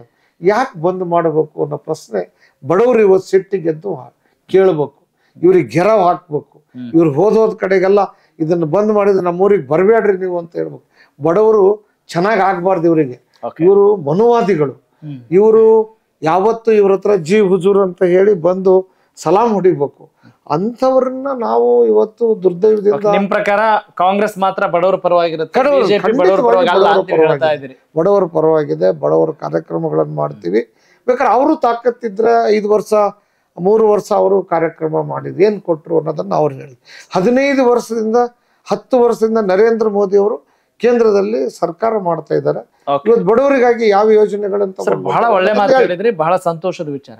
ಕಾಂಗ್ರೆಸ್ ಬಡವರ ಪರವಾಗಿದೆ ನಿಜ, ಆದ್ರೆ ಬರೀ ಬಡವ್ರ ಪರವಾಗಿ ಇರೋದು ಸಾಕಾ ಅಥವಾ ಬಡವ್ರನ್ನ ಶ್ರೀಮಂತರನ್ನಾಗಿ ನಾವು ಮಾಡೋ ಯೋಚನೆ ಏನಾದ್ರು ಹಮ್ಮಿಕೊಂಡಿದ್ಯಾ? ಅಲ್ಲ, ಅದಕ್ಕಾಗಿನೇ ಈ ಯೋಜನೆಗಳನ್ನು ಹಾಕ್ಕೊಂಡು ಇವತ್ತು ನಾವು ಕೆಲಸ ಮಾಡ್ತಾ ಇದ್ದೀವಿ. ಇದರಿಂದ ದೇಶದ ನರೇಂದ್ರ ಮೋದಿ ಅವರು ಏನು ಹೇಳಿದ್ರು, ಸಿದ್ದರಾಮಯ್ಯ ನಿಮ್ಮ ಗ್ಯಾರಂಟಿಗಳಿಂದ ದಿವಾಳಿ ಆಗ್ತದೆ ಕರ್ನಾಟಕ ಅಂತ ಹೇಳಿದ್ರು. ಏನು ದಿವಾಳಿ ಆಗಿದೆ? ಯಾವ್ದು ಏನು ನಿಂತಿದೆ? ಇವತ್ತು ನಾವು 7ನೇ ವೇತನ ಆಯೋಗವನ್ನು 20,000 ಕೋಟಿ ಒಂದು ವರ್ಷಕ್ಕೆ ನಾವು ಇವತ್ತು ಜಾರಿ ಮಾಡಿದ್ದೀವಿ. ಅಂದ್ರೆ ನಿಮ್ ಪ್ರಕಾರ ದಿವಾಳಿ ಆಗಿಲ್ಲ, ದೀಪಾವಳಿ ಆಗಿದೆ ಅಂತೀರಿ? ಎಲ್ಲ ಹೈ ಕ್ಲಾಸ್ ಅದಾರ, ಜನ ಖುಷಿಯಾಗಿದ್ದಾರೆ, ಆರಾಮಿದ್ದಾರೆ. ಇರ್ಲಿ, ಅವರು ಇಷ್ಟು ದಿವಸ ಕಷ್ಟಪಟ್ಟು ಪಟ್ಟು ಪಟ್ಟು ಸಾಕಾಗಿದ್ರು. ಒಂದ್ಸಲ ಗುರುಪಾದಪ್ಪ ನಾಗಮಾರ್ಪಲ್ಲಿ ಅನ್ನೋರು ಹೌಸ್ನಲ್ಲಿ ಸಿದ್ದರಾಮಯ್ಯರಿಗೆ ಹೇಳ್ತಾರೆ, ಏನ್ರಿ ನಿಮಗೆ ಅವಾಗೆಲ್ಲ ಬಡವರಿಗೆ 5 kg ಅಕ್ಕಿ ಕೊಟ್ಟರು, ಎಲ್ಲ ಕೊಟ್ರಲ್ಲ, ಏನ್ರಿ ಸಿದ್ದರಾಮಯ್ಯನವ್ರೆ ನೀವೆಲ್ಲ ಅಕ್ಕಿ ಕೊಡ್ತಾ ಇರೋದ್ರಿಂದ ನಮ್ಮ ಇಲ್ಲಿ ಹೊಲಕ್ಕೆ ಯಾರು ಬರ್ತಾ ಇಲ್ಲ, ಕೆಲ್ಸಕ್ಕೆ ಯಾರು ಬರ್ತಾ ಇಲ್ಲ, ಸೋಂಬೇರಿಗಳಾಗಿದ್ದಾರೆ. ಅವತ್ತು ಸಿದ್ದರಾಮಯ್ಯರು ಏನ್ ಹೇಳಿದ್ರು, ಸ್ವಾಮಿ ಗುರುಪಾದಪ್ಪನವ್ರೆ ಇಷ್ಟು ದಿವಸ ಅವರು ಗೇದು ಸಾಕಾಗ್ಬಿಟ್ಟಿದ್ದಾರೆ, ನೀವು ಅವಾಗ ಸುಖವಾಗಿದ್ರಿ, ಈಗ ಅದನ್ನ ನೀವು ಕೇಳಿ ಅವ್ರು ಸುಖವಾಗಿರ್ಲಿ ಅನ್ನೋ ಮಾತನ್ನ ಹೇಳಿದ್ರು. ಅದೇ ರಾಜ್ಯ ಇವತ್ತು ಕಲ್ಯಾಣ ರಾಜ್ಯ ಅಂದ್ರೆ ಅದು. ಅದಕ್ಕೆಲ್ಲರಿಗೂ ಅನುಕೂಲ. ಬಹಳ ಖುಷಿಯಲ್ಲಿದ್ದಾರೆ ರುದ್ರಪ್ಪ ಲಮಾಣಿ ಸರ್ ಅಲ್ವೇ? ಕೆಲಸ ಕಾರ್ಯಗಳು ಚೆನ್ನಾಗ್ ಆಗ್ತಾ ಇದಾವೆ ಅಂತ ಅಲ್ವಾ ಸರ್? ಅಂದ್ರೆ ನಮ್ಮ ಸರ್ಕಾರ ಬಂದಾಗಿಂದ ಚಲೋ ಸುಭಿಕ್ಷವಾಗಿ ಒಳ್ಳೆ ಇದ್ದಾರೆ, ಚೆನ್ನಾಗಿದ್ದಾರೆ, ಎಲ್ಲ ಮಳೆ ಆಗ್ತಾ ಇದೆ. ಕಾಂಗ್ರೆಸ್ ಸರ್ಕಾರ ಬಂದ್ರೆ ಬರಗಾಲ ಬರ್ತತಿ ಅಂತ ಹೇಳ್ತಿದ್ರು. ಈ ವರ್ಷ ಬಹಳ ಮಳೆಯಾಗಿ ಗುಡ್ಡುಗಳು ಕುಸಿತಾ ಇದಾವು, ಎಲ್ಲ ಗಿಬಿನಿ ಎಲ್ಲ ತುಂಬಾಕತ್ತವು. ಇನ್ನು ಕಾವೇರಿನೂ ಕೂಡ ಸನೇಕ್ ಬಂದಿದೆ, ತುಂಗಭದ್ರಾಕ್ ನೀರು ಸಾಕಷ್ಟು ಬಂದಿದೆ, ಎಲ್ಲ ಸುಭಿಕ್ಷೆ ಆಗ್ತಾ ಇದೆ. ಪ್ರಕೃತಿ ನಿಮ್ ಪರವಾಗಿದೆ ಅಂತ ಹೇಳ್ತಾ ಇದ್ದೀರಿ. ಚೆನ್ನಾಗಿದೆ, ಪ್ರಕೃತಿ ನಿಮ್ ಪರವಾಗಿದೆ, ಜನ ಕೂಡ ಅದೇ ರೀತಿ ನಿಮ್ ಪರವಾಗಿದ್ದಾರೆ ಅಂತ ಅನ್ಸುತ್ತಾ ನಿಮ್ ಕ್ಷೇತ್ರ ಜನತೆ ನೋಡಿದಾಗ? ಖಂಡಿತ. ಓಕೆ, ಈಗ ನಿಮ್ಗೆ ಏನೇನ್ ಕಾಲ್ಗಳು ಬರುತ್ತವ ಸರ್? ಈಗ ಒಂದು ಚರಂಡಿ ಕ್ಲೀನ್ ಮಾಡ್ಬೇಕಂದ್ರೂ MLA ಫೋನ್ ಬರುತ್ತವೆ ಅಂತ ಕೆಲವೊಬ್ರೆಲ್ಲ ಹೇಳ್ತಾ ಇರ್ತಾರೆ. ಬಹಳ ಕೆಲವೊಂದ್ಸರಿ ಹೇಳಂಗಿಲ್ಲ ಬಿಡಂಗಿಲ್ಲ. ನಮ್ಗೀಗ ಏನಾದ್ರು ಸರಿ ಸ್ಪಂದಿಸ್ಲಿಲ್ಲ ಅಂದ್ರೆ ನೆಕ್ಸ್ಟ್ ವೋಟ್ ಹಾಕ್ತಾರ ಇಲ್ಲ ಅನ್ನೋ ಒಂದು ದುಗುಡ ಇರ್ತೈತ್ರಿ ಅಂತ ನಮ್ಗೆ ಹೇಳ್ತಿರ್ತಾರೆ. ನಿಮ್ಗೆ ಅಂತ ಅನುಭವ ಏನಾರು ಆಗಿದೆ ಸರ್? ಬರ್ತದ ಪಾಪ, ಕಷ್ಟ ಇದ್ದಾಗ ಯಾರಿಗ್ ಕೇಳ್ಬೇಕು? ಈಗ ಉದಾಹರಣೆಗೆ ನಗರಸಭೆಗಳು ಆಡಳಿತದಲ್ಲಿ ಇದ್ರೂ ಸಹಿತ ಅಧ್ಯಕ್ಷರನ್ನ ಮಾಡಿಲ್ಲ, ಕೋರ್ಟ್ಗಳು ಸ್ಟೇ ಕೊಟ್ಕೊಂಡು ಕುಂತ್ಕೊಂಡವು. ಯಾರನ್ನ ಕೇಳ್ಬೇಕು? ಅವರು ಜನಪ್ರತಿನಿಧಿಗಳನ್ನ ಕೇಳ್ಬೇಕು. ಅದ್ರಿಂದ ಅವು ಬರ್ತಾವು. ಸ್ವತಃ ನನ್ನ ಕ್ಷೇತ್ರದಲ್ಲಿ ಮೊನ್ನೆ ನಾನು ಇಲ್ಲಿಗೆ ಬರುವಾಗ ಡೆಂಗಿ ಜ್ವರ ಬಂದ್ಬಿಡ್ತು, ಅಲ್ಲಿ ನೀರು ನಿಂತಿತ್ತು, ಅದನ್ನ ತೆಗಿಲಿಕ್ಕೆ ಆಗಿಲ್ಲ. ಅದನ್ನೆಲ್ಲ ನಾನೇ ನಿಂತ್ಕೊಂಡಿದ್ದು, JCB ಹಚ್ಚಿ ಕೆಲಸ ಮಾಡಿದ್ರು, ಕೆಲವರು ಅಡೆರ್ತೊಡ್ರು ಮಾಡಿದ್ರು. ಅವಕ್ಕೆಲ್ಲ ನಿಂತ್ಕೊಂಡಿದ್ದು, ಯಾವನ್ ಮಾಡ್ತಾನೆ ಏನ್ ಮಾಡ್ತಾನೆ, ನೀನ್ ಈ ಸ್ಥಾನದಲ್ಲಿದ್ರೆ ಏನ್ ಮಾಡ್ತಿದ್ದೆ, ಬಾ ಇಲ್ಲಿ ಅಂತ ಹೇಳಿ ಕುಂತ್ಕೊಂಡು ಎಲ್ಲ ಮಾಡಿಸಿ ಬಂದೆ. ದಿನಾನು ನನ್ನ PAಗಳು ನನ್ನವ್ರೇನ್ ಅದರಲ್ಲಿ ಅವರೆಲ್ಲ ಅಭಿವೃದ್ಧಿ ಪರವಾಗಿ ಜನರಿಗೆ ಯಾರಿಗೆ ಮನೆ ಕೊಟ್ಟಿಲ್ಲ, ಮನೆ ಕೊಟ್ಟಿದ್ ಬಿಲ್ ಬಂದಿಲ್ಲ, ಕೆಲಸ ಯಾಕೆ ನಿಂತಿದೆ, ಅವೆಲ್ಲವನ್ನು ಪರಿಶೀಲನೆ ಮಾಡ್ತಕ್ಕಂತ ಒಂದು ಟೀಮ್ ಇದೆ. ಚೆನ್ನಾಗೆಲ್ಲ ನಭಾಯಿಸ್ತಾರೆ ಕೆಲಸ. ರುದ್ರಪ್ಪ ಲಮಾಣಿ ಅವರು 2023ರಲ್ಲಿ ಚುನಾವಣೆ ಸಂದರ್ಭದಲ್ಲಿ ಏನ್ ಕೇಳಿ ಓಟ್ನ ಕೇಳ್ತಾ ಇದ್ರು, ಏನ್ ಹೇಳಿ ಓಟ್ ಕೇಳಿದ್ರು, ಆ ರೀತಿ ಕೆಲಸ ನಡೀತಾ ಇದೆಯಾ ಆರಂಭದಲ್ಲಿ? ನಾವು ಚುನಾವಣೆಗೆ ಹೋದಂಥ ಸಂದರ್ಭದಲ್ಲಿ ನಮ್ಮ ಸರ್ಕಾರ ಬಂದರೆ ಈ ಗ್ಯಾರಂಟಿಗಳನ್ನು ಈಡೇರಿಸ್ಕೊಡ್ತೀವಿ ಅಂತ ಹೇಳಿದ್ವಿ. 5 ಗ್ಯಾರಂಟಿಗಳನ್ನು ಈಡೇರಿಸ್ಕೊಡ್ತೀವಿ ಅಂದಿದ್ವಿ. ನಾವು ಈಗಾಗಲೇ 5 ಗ್ಯಾರಂಟಿಗಳನ್ನು ಈಡೇರಿಸಿದ್ದೇವೆ. ಸರ್ಕಾರ ಜನರ ಪರವಾಗಿ ಕೆಲಸ ಮಾಡ್ತಾ ಇದೆ. ಸಾಕಷ್ಟು ರಸ್ತೆಗಳನ್ನು ಕೂಡ ಮಾಡಿಸಿದ್ದೇವೆ. ನಮ್ಮಲ್ಲಿ ಗುತ್ಲ ರಾಣೆಬೆನ್ನೂರು ಹಾವೇರಿ ರಸ್ತೆ ಬಹಳ ಹಾಳಾಗಿ ಹೋಗಿತ್ತು. BJPಯವರು 5 ವರ್ಷ ಇದ್ರು, ಅಲ್ಲಿ ಏನು ಮಾಡಿರಲಿಲ್ಲ. ಅದನ್ನೇ ಈಗಾಗಲೇ ಗುತ್ತಲದವರೆಗೂ ಅಗಡಿವರೆಗೂ ರಸ್ತೆ ಮಾಡಿದ್ದೇವೆ. ಇನ್ನು ಗುತ್ತಲದವರೆಗೂ ರಸ್ತೆ 20 ಕೋಟಿ ರೂಪಾಯಿಗಳನ್ನು ಕೊಟ್ಟು ಈಗಾಗಲೇ ಟೆಂಡರ್ ಆಗಿದೆ. ಇನ್ನು ಸ್ವಲ್ಪ ದಿವಸಗಳಲ್ಲಿ ಮಳೆ ನಿಂತ ತಕ್ಷಣ ಆ ಕೆಲಸ ಕೂಡ ಪ್ರಾರಂಭ ಆಗ್ತದೆ. ಒಟ್ಟಾರೆಯಾಗಿ ನನಗೆ ಹಣದ ಕೊರತೆ ಆಗಿದೆ ಅನ್ನೋ ಭಾವನೆ ನನಗೆ ಬಂದಿಲ್ಲ. ಎಲ್ಲವೂ ಸುರಳಿತವಾಗಿ ನಡೆದಿದೆ. ಸರ್ಕಾರ ಚೆನ್ನಾಗಿ ನಡೀತಾ ಇದೆ. ಓಕೆ, ಈ ಬಾರಿ ಹಾವೇರಿ ವಿಧಾನಸಭಾ ಕ್ಷೇತ್ರದ ಜನ ಇನ್ನೂ ಚೆನ್ನಾಗಿರ್ತಾರೆ ಅಂತ ನಿಮ್ಮ ಚೆನ್ನಾಗಿರ್ತಾರ. ಕುಡಿಯುವ ನೀರು, ಅವ್ರ ಸಮಸ್ಯೆಗಳಿಗೆ ಸ್ಪಂದಿಸ್ತೀನಿ. ಈಗ ಊರಲ್ಲಿ ಇನ್ನು ರಸ್ತೆಗಳಾಗಬೇಕು, ಬಹಳಷ್ಟು ಕೆಲಸಗಳಾಗಬೇಕು. ಕೆಲವು ರಿಂಗ್ ರೋಡ್ ಮಾಡ್ತಕ್ಕಂಥದ್ದು, ಊರು ಬೆಳೆದಿದೆ, ಸಾಕಷ್ಟು ಡೆವಲಪ್ಮೆಂಟು ಮಾಡಲಿಕ್ಕೆ ಎಲ್ಲ ಪ್ರಯತ್ನನೂ ಕೂಡ ಮಾಡ್ತಾ ಇದೆ. ಸರ್, ಎಲ್ಲ ಡೆವಲಪ್ಮೆಂಟ್ ಅಂತ ಹೇಳಿದ ತಕ್ಷಣ ರಸ್ತೆ, ಇನ್ಫ್ರಾಸ್ಟ್ರಕ್ಚರ್ ಎಲ್ಲ ಮಾತಾಡ್ತಾರೆ. ಆದ್ರೆ ನಮ್ಮ ಇವತ್ತಿನ ಯುವಕರಿಗೆ ಕೌಶಲ್ಯ ಅಭಿವೃದ್ಧಿ ಆಗ್ಬೇಕಾಗಿದೆ, ಸ್ಕಿಲ್ ಡೆವಲಪ್ಮೆಂಟ್ ಆಗ್ಬೇಕಾಗಿದೆ. ಹಾವೇರಿ ವಿಧಾನಸಭಾ ಕ್ಷೇತ್ರದಲ್ಲಿ ಸ್ಕಿಲ್ ಡೆವಲಪ್ಮೆಂಟ್ಗೆ ಸಂಬಂಧಪಟ್ಟ ಹಾಗೆ ತಾವು ಏನು ಕ್ರಮ ಕೈಗೊಳ್ಳಕ್ಕೆ ಮುಂದಾಗ್ತಾ ಇದ್ದೀರಿ? ಈಗ ಸುಮಾರು ನಾನು ಮಂತ್ರಿ ಇದ್ದಂಥ ಸಂದರ್ಭದಲ್ಲಿ ಈ NTDC ಏನೋ ಇದು ಒಂದು ಸಂಸ್ಥೆ ಇದೆ, ಅದಕ್ಕೆ ತರಬೇತಿ ಕೊಡ್ತಕ್ಕಂಥ ಒಂದು ಸುಮಾರು 8 ಕೋಟಿ ರೂಪಾಯಿ ವೆಚ್ಚದಲ್ಲಿ ಈಗಾಗಲೇ ಬಿಲ್ಡಿಂಗ್ ರೆಡಿ ಆಗಿದೆ. ಇಲ್ಲಿ ರಸ್ತೆಗಳು ಅದೆಲ್ಲ ಈಗ ಟೆಂಡರ್ ಕೂಡ ಕರೆದು ಎಲ್ಲ ಸರಿ ಮಾಡಿದ್ದೇವೆ. ಇನ್ನು ಕೆಲವೇ ದಿವಸಗಳಲ್ಲಿ ಕೌಶಲ್ಯ ಅಭಿವೃದ್ಧಿಗೆ ಅವರು ಟ್ರೈನಿಂಗ್ ಕೊಟ್ಬಿಟ್ರೆ ಅವರು ವಿದೇಶದಲ್ಲಿ ಕೂಡ ಹೋಗಿ ಆ ಟ್ರೈನಿಂಗ್ನಿಂದ ಬರ್ತಕ್ಕಂಥದ್ದು ಆಗ್ತದೆ ಸ್ವಲ್ಪ ದಿವಸಗಳಲ್ಲಿ. ಹೌದ್ರಿ, ಇನ್ನು ಒಂದು ವರ್ಷದ ಒಳಗಾಗಿ ಆ ಟ್ರೈನಿಂಗ್ ಅನ್ನ ಸ್ಟಾರ್ಟ್ ಮಾಡ್ತೀವಿ. ಅದರಿಂದ ವಿದೇಶಗಳಲ್ಲಿ ಕೂಡ ಕೆಲಸ ಮಾಡ್ತಕ್ಕಂಥ ಅವಕಾಶ ಸಿಗ್ತದೆ. ಆಮೇಲೆ 406 ಎಕರೆ ಜಮೀನನ್ನು ಕೊಟ್ಟು ಇವತ್ತೇನು ಇಂಡಸ್ಟ್ರಿಯಲ್ ಏರಿಯಾ ಬೆಳೆಸ್ತೇವೆ, ಅನೇಕ ಉದ್ಯಮಿಗಳು ಕೂಡ ಅಲ್ಲಿಗೆ ಬರ್ತದೆ. ಆ ಉದ್ಯಮಿಗಳಿಂದ ಜನರಿಗೆ ಉದ್ಯೋಗ ಸಿಗ್ತಕ್ಕಂಥ ಕೆಲಸ.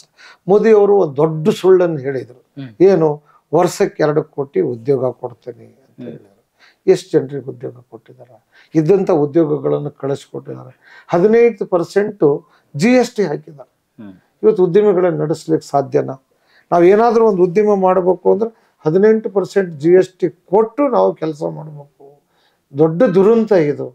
ಇವತ್ತು ನಿರುದ್ಯೋಗ ಮತ್ತು ಇವತ್ತು ಉದ್ಯಮಿಗಳು ಮುಚ್ಚಿ ಹೋಗ್ಲಿಕ್ಕೆ ಇದು ಒಂದು ಕಾರಣ. ಹೌದು, ಅದರ ದುರ್ದೈವದಿಂದ ಇದಕ್ಕೆ ಉದ್ಯಮಿದಾರರು ಯಾರು ಕೂಡ ಬಾಯಿ ಬಿಡ್ತಾ ಇಲ್ಲ.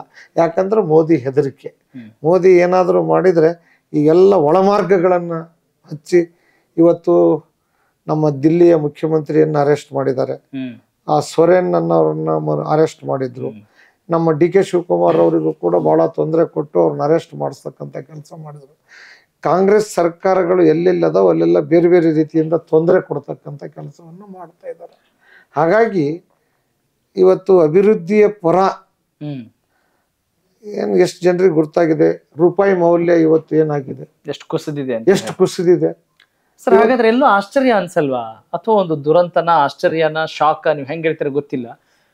ಇಷ್ಟೆಲ್ಲ ಲೋಪದೋಷಗಳನ್ನ ಪ್ರಧಾನಿಯವರಲ್ಲಿ ಕಾಣುವಾಗ 3 ಬಾರಿ ಅವರು ಪ್ರಧಾನಿ ಆಗ್ತಾರಲ್ಲ ನರೇಂದ್ರ ಮೋದಿ ಅವರು, ಅದಕ್ಕೇನ್ ಕಾರಣ ಇರ್ಬೋದು? ಒಂದು ಕಾರಣ ಏನು ಅಂದ್ರೆ, ನಾನು ಈ ದೇಶಕ್ಕೆ ಸ್ವಾತಂತ್ರ್ಯ ತರೋದಕ್ಕಿಂತ ಪೂರ್ವದಲ್ಲಿ ಜನರು ಬೇರೆ ಇದ್ರು. ಇವತ್ತು ಜನ ಸುಳ್ಳಿಗೆ ಮೋಸ ಹೋಗ್ತಕ್ಕಂಥ ಜನ ಇದ್ದಾರೆ. ಇವತ್ತು ಉದ್ಯೋಗ ಕೊಟ್ಟನೆ ಅಂತಾರೆ, ಇವತ್ತು ಹುಡುಗರೇ ಎಲ್ಲರೂ ಮೋದಿ ಅಂತಾರ. ಏನೋ ಗೊತ್ತಿಲ್ಲ ಸರ್. ಒಂದ್ಸರಿ ಚಲೋ, 2 ಸರಿ ಚಲೋ, 3ನೇ ಸರಿನೂ ಆಗ್ತಾರ. ಆದ್ರೆ ಈ ಸಲ ಹೋದ್ ಸಲ 306 ಸೀಟುಗಳನ್ನ ಸ್ವತಂತ್ರವಾಗಿ ಅವ್ರು ಗೆದ್ದಿದ್ರು. 42ಕ್ಕೇನೋ ಬಂದಿದ್ದಾರೆ. ಬೇರೆಯವ್ರನ್ನ ಅವಲಂಬಿಸಿಕೊಂಡು ಸರ್ಕಾರ ನಡೆಸ್ತಾ ಇದಾರೆ. ಹೀಗಾಗಿ ಇವತ್ತು BJPಯ ಮೊದ್ಲಿನ ಇದು ಇವತ್ತಿಲ್ಲ, ಅಷ್ಟು ಇಂಟ್ರೆಸ್ಟ್ ಇಲ್ಲ.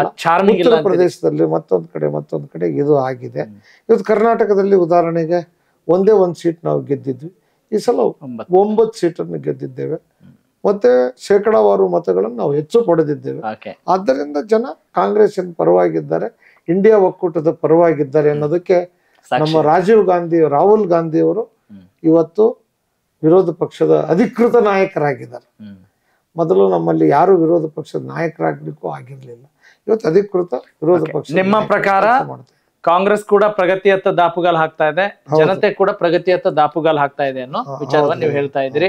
ಎಸ್ ಸರ್, ಹಾವೇರಿ ವಿಧಾನಸಭಾ ಕ್ಷೇತ್ರ ನಿಮ್ಮ ಕನಸಿನ ವಿಧಾನಸಭಾ ಕ್ಷೇತ್ರ ಆಗ್ಬೇಕು ಅಂದ್ರೆ ಇನ್ನು ಏನೆಲ್ಲ ಫುಲ್ಫಿಲ್ ಮಾಡ್ಬೇಕು ಅಂತ ಸ್ಪಷ್ಟವಾಗಿ ಹೇಳ್ತಾ ಹೋಗ್ಬೋದಾ? ನಿಮ್ಮ ಕನಸಿನ ಹಾವೇರಿ ವಿಧಾನಸಭಾ ಕ್ಷೇತ್ರ ಹಿಂಗಿದೆ.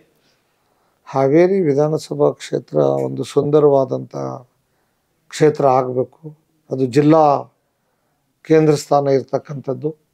ಕಳೆದ 25 ವರ್ಷಗಳು ಆದರೂ ಸಹಿತ ಇನ್ನೂ ಸರಿಯಾದ ರಸ್ತೆಗಳಾಗಿಲ್ಲ. ಊರು ಒಳಗಡೆ ಇನ್ನೂ ಗಟಾರ ಚರಂಡಿಗಳು ಕೂಡ ಆಗಿಲ್ಲ. ಒಂದೊಂದು ಸರಿ ನನಗೆ ಅನ್ನಿಸ್ತದೆ ಇದು ಜಿಲ್ಲೆನೋ ಹಳ್ಳಿಗಿಂತಲೂ ಕೀಳಾಗಿದೆ.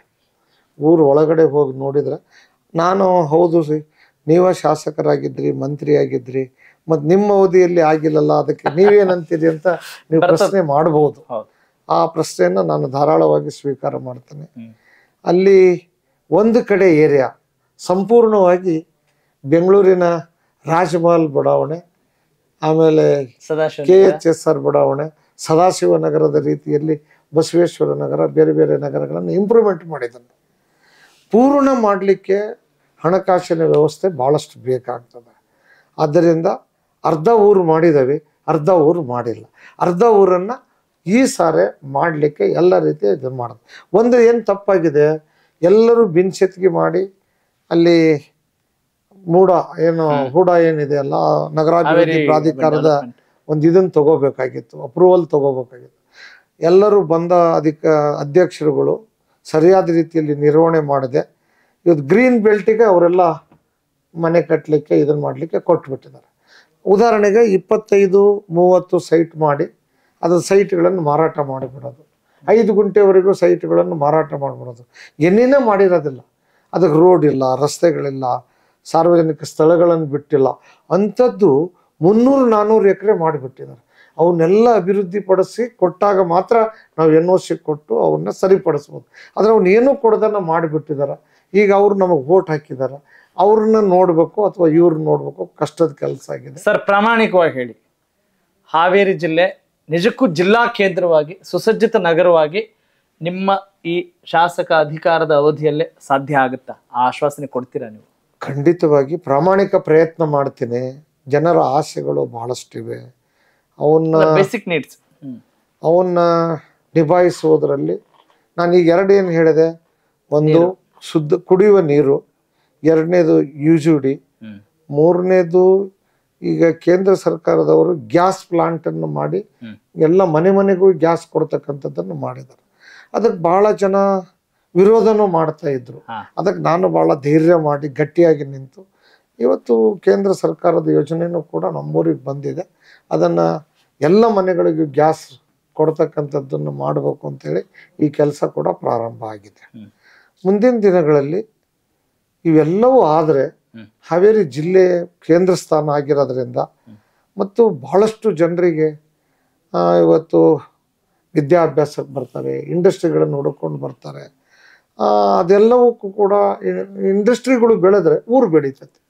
ಉದಾಹರಣೆಗೆ ನಮ್ಮಲ್ಲಿ ಟಾಟಾದವರು ಅಲ್ಲಿ ಒಂದು ಕಾರ್ಖಾನೆ ಮಾಡಬೇಕು ಅಂತ ಬಂದಿದ್ರು, ಜಮೀನನ್ನು ಕೂಡ ವಶಪಡಿಸ್ಕೊಂಡಿದ್ರು ಅಗಡಿ ಹತ್ರ.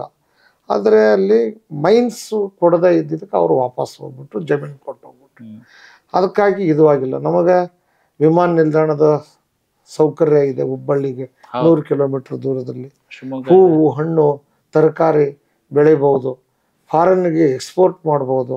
ಆಮೇಲೆ ರೈಲ್ವೆ ಇದೆ, ಅಲ್ಲಿನೂ ಕೂಡ ಸಾಕಷ್ಟು ರೀತಿಯಿಂದ ಟ್ರಾನ್ಸ್ಪೋರ್ಟ್ ಮಾಡ್ಬೋದು. ಹಾಗಾಗಿ ಹಾವೇರಿ ಜಿಲ್ಲೆ ಒಂದು ಅಭಿವೃದ್ಧಿ ಪಥದಲ್ಲಿ ನಡೀಲಿಕ್ಕೆ ಎಲ್ಲ ರೀತಿಯಿಂದ ಇವತ್ತು ಮೆಡಿಕಲ್ ಕಾಲೇಜ್ ಆಗಿದೆ, ಇಂಜಿನಿಯರಿಂಗ್ ಕಾಲೇಜ್ ಆಗಿದೆ, ಬೇರೆ ಬೇರೆ ಇಂಡಸ್ಟ್ರಿಗಳು ಬರ್ತಕ್ಕಂಥ ವ್ಯವಸ್ಥೆ ಕೂಡ ಮಾಡಿದ್ದಾವೆ. ಮನೆಗಳನ್ನು ಮಾಡಲಿಕ್ಕೆ 100 ಎಕರೆ ಈಗಾಗಲೇ ಹೌಸಿಂಗ್ ಬೋರ್ಡ್ನಿಂದ ಕೊಟ್ಟಿದ್ದೀವಿ ಅಂತ ಹಲವಾರು ಯೋಜನೆಗಳು ಬಂದಿರೋದ್ರಿಂದ ಹಾವೇರಿ ನಗರ ಸುಂದರ ತಾಣವಾಗಿ ಬೆಳೀಲಿಕ್ಕೆ ಎಲ್ಲ ರೀತಿಯ ಅನುಕೂಲತೆ. ಶ್ರಮ ಅಂತೂ ವಹಿಸ್ತೀರಿ, ಶ್ರಮ ಅಂತೂ ಹಾಕ್ತೀರಿ. ಇಷ್ಟು ಅಂತೂ ಮಾಡ್ತಾರೆ. ನಾನು ಅಬ್ಸರ್ವ್ ಮಾಡ್ತಾ ಇದ್ದೆ, ಒಬ್ಬ ಶಾಸಕರಾಗಿರ್ಬೋದು, ಸಚಿವರಾಗಿರ್ಬೋದು, ನೀವು ಕೆಲಸ ಮಾಡಿದ್ದೀರಿ, ಮಾಡ್ತಾ ಇದ್ದೀರಿ, ಸರಿಯಾದ ಟೈಮಿಗೆ ಊಟ ಮಾಡಲ್ಲ, ಸರಿ ನಿದ್ರೆ ಇರಲ್ಲ, ಆದರೂ ಅಭಿವೃದ್ಧಿ ಆಗಿಲ್ಲ ಅಂದಾಗ ನೀವು ಅನುಭವಿಸ್ತಾ ಇರುವಂಥ ಕಷ್ಟ ಇದೆಯಲ್ಲ, ಸವಾಲಿದೆಯಲ್ಲ, ಜನರಿಗೆ ಯಾವ ರೀತಿ ಹೇಳಕ್ಕೆ ಇಷ್ಟಪಡ್ತೀವಿ? ಸವಾಲುಗಳನ್ನು ಸಂತೋಷದಿಂದ ಸ್ವೀಕರಿಸಬೇಕು, ತಾಳ್ಮೆ ಇರಬೇಕು. ತಾಳ್ಮೆನೇ ಇವತ್ತು ನನಗೆ ಈ ಮಟ್ಟಕ್ಕೆ ತರಲಿಕ್ಕೆ ಸ್ವಲ್ಪ ಜಾಸ್ತಿನೇ ಅದ ತಾಳ್ಮೆ. ತಾಳ್ಮೆ ಇದ್ದರೆ ಯಾವುದೇ ಕೆಲಸ ಕೂಡ ಬಹಳಷ್ಟು ಮಾಡಬಹುದು. ಅದ್ರ ಜೊತೆಗೆ ನಾನು ಡೆಪ್ಟಿ ಸ್ಪೀಕರ್ ಆಗಿರೋದ್ರಿಂದ ಎಲ್ಲ ಮಂತ್ರಿಗಳು, ಮುಖ್ಯಮಂತ್ರಿಗಳು, ಉಪಮುಖ್ಯಮಂತ್ರಿಗಳು ನಾನು ಕೇಳಿದ ಅನುದಾನವನ್ನ ಧಾರಾಳವಾಗಿ ಕೊಡ್ತಾರೆ. ಅದು ಒಂದು ಪ್ಲಸ್ ಪಾಯಿಂಟ್ ಇದೆ.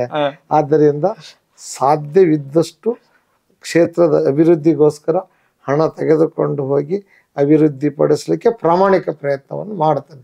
ನಾವೇನ್ ದೇವರಲ್ಲ, ಮ್ಯಾಜಿಕ್ ಮಾಡ್ಲಿಕ್ಕೆ ಏನಾದ್ರು ಮಾಡ್ಲಿಕ್ಕೆ. ಮುಜರಾಯಿ ಮಂತ್ರಿಯಾಗಿನೂ ಕೂಡ ಅನೇಕ ಅಭಿವೃದ್ಧಿ ಕೆಲಸಗಳನ್ನು ಮಾಡಿದ್ದೇನೆ. ಇನ್ನೂ ಕೂಡ ಮಾಡ್ತಕ್ಕಂಥ ಅವಕಾಶ ಬರಬಹುದು ಮುಂದಿನ ದಿನಗಳಲ್ಲಿ. ಸನ್ಮಾನ್ಯ ಹೈಕಮಾಂಡ್ನವರು ಮಂತ್ರಿನೂ ಕೂಡ ಮಾಡಬಹುತ್ತಾರೆ ಅನ್ನೋ ಆಸೆ ನನಗಿದೆ. ಹಾಗಾಗಿ ಇನ್ನು ಅಭಿವೃದ್ಧಿಗೆ ಹೆಚ್ಚು ಅವಕಾಶ ಇದೆ.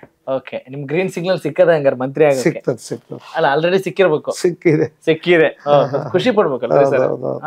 ಎಸ್ ಸರ್, ಇಂಥ ಒಬ್ಬ ಒಳ್ಳೆ ವ್ಯಕ್ತಿ ರೂಪುಗೊಳ್ಳೋಕೆ ಒಂದು ಸುಂದರವಾದ ಪರಿಸರ, ಆಮೇಲೆ ಅನುಭವ ಎಲ್ಲವೂ ಕಾರಣ. ಅದ್ರ ಜೊತೆಗೆ ತಂದೆ ತಾಯಿಗಳ ಪಾತ್ರ ಬಹಳಷ್ಟು ಇರುತ್ತೆ ಅಂತ ನನ್ನ ನಂಬಿಕೆ. ನಿಮ್ಮ ತಂದೆ ತಾಯಿಗಳ ಬಗ್ಗೆ ಈ ಸಂದರ್ಭದಲ್ಲಿ ಹೆಂಗೆ ಜ್ಞಾಪಿಸ್ಕೋತೀರಿ? ನಮ್ಮ ತಂದೆ ತಾಯಿಗಳು ಅನಕ್ಷಸ್ಥರು. ನಮ್ಮಪ್ಪ ಬರೇ ಮಾನಪ್ಪ ಅಂತ ಸಹಿ ಮಾಡ್ತಿದ್ದ. ನಮ್ಮ ಅಜ್ಜ ಹೆಬ್ಬಟ್ಟು, ನಮ್ಮ ತಾಯಿನೂ ಕೂಡ ಹೆಬ್ಬಟ್ಟು. ನಾವು ಭಾಳ ಬಡತನದ ಕುಟುಂಬದಿಂದ ಬಂದವರು. ಮತ್ತು ನಾನು ಭಾಳ ಸಣ್ಣ ತಾಂಡದೊಳಗೆ ಹುಟ್ಟಿ ಬೆಳೆದವನು. ನಾನು ಪ್ರಮಾಣ ವಚನ ತಗೊಂಡಂಥ ಸಂದರ್ಭದಲ್ಲಿ ಕೂಡ ಹೇಳಿದ್ದೆ. ನಿಮ್ ಊರ ಹೆಸರು ಹೇಳ್ಬಿಟ್ರಿ ಸರ್? ಖಂಡೇರಾಯನಹಳ್ಳಿ ಅಂತ.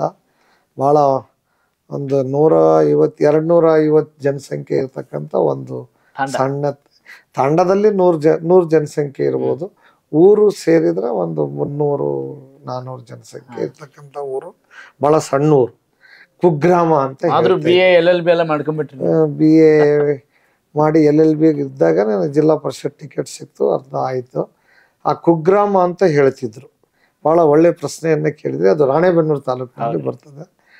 ಆ ಕುಗ್ರಾಮ ಇವತ್ತು ಸುಗ್ರಾಮವಾಗಿದೆ, ಪುಣ್ಯಕ್ಷೇತ್ರ, ಪವಿತ್ರ ಕ್ಷೇತ್ರವಾಗಿದೆ. ಹೇಗೆ ಅಂತಲೂ ಕೇಳ್ಬೋದು. ಅಲ್ಲಿ ಒಂದು ಸಿದ್ಧಾರೂಢರ ಮಠವನ್ನು ಕಟ್ಟಿದ್ದೇವೆ, ಯಾತ್ರಿ ನಿವಾಸವನ್ನು ಕಟ್ಟಿದ್ದೇವೆ. ಸಿದ್ಧಾರೂಢರು ಮಠ ಹುಬ್ಬಳ್ಳಿಯಲ್ಲಿ ಯಾವ ರೀತಿ ಇದೆನೋ ಅಂಥದ್ದೇ ಕಲ್ಲು, ಅಂಥದ್ದೇ ಮಾಡಲು ಹಾಗೇನೆ ಕಟ್ಟಿದ್ದೇವೆ.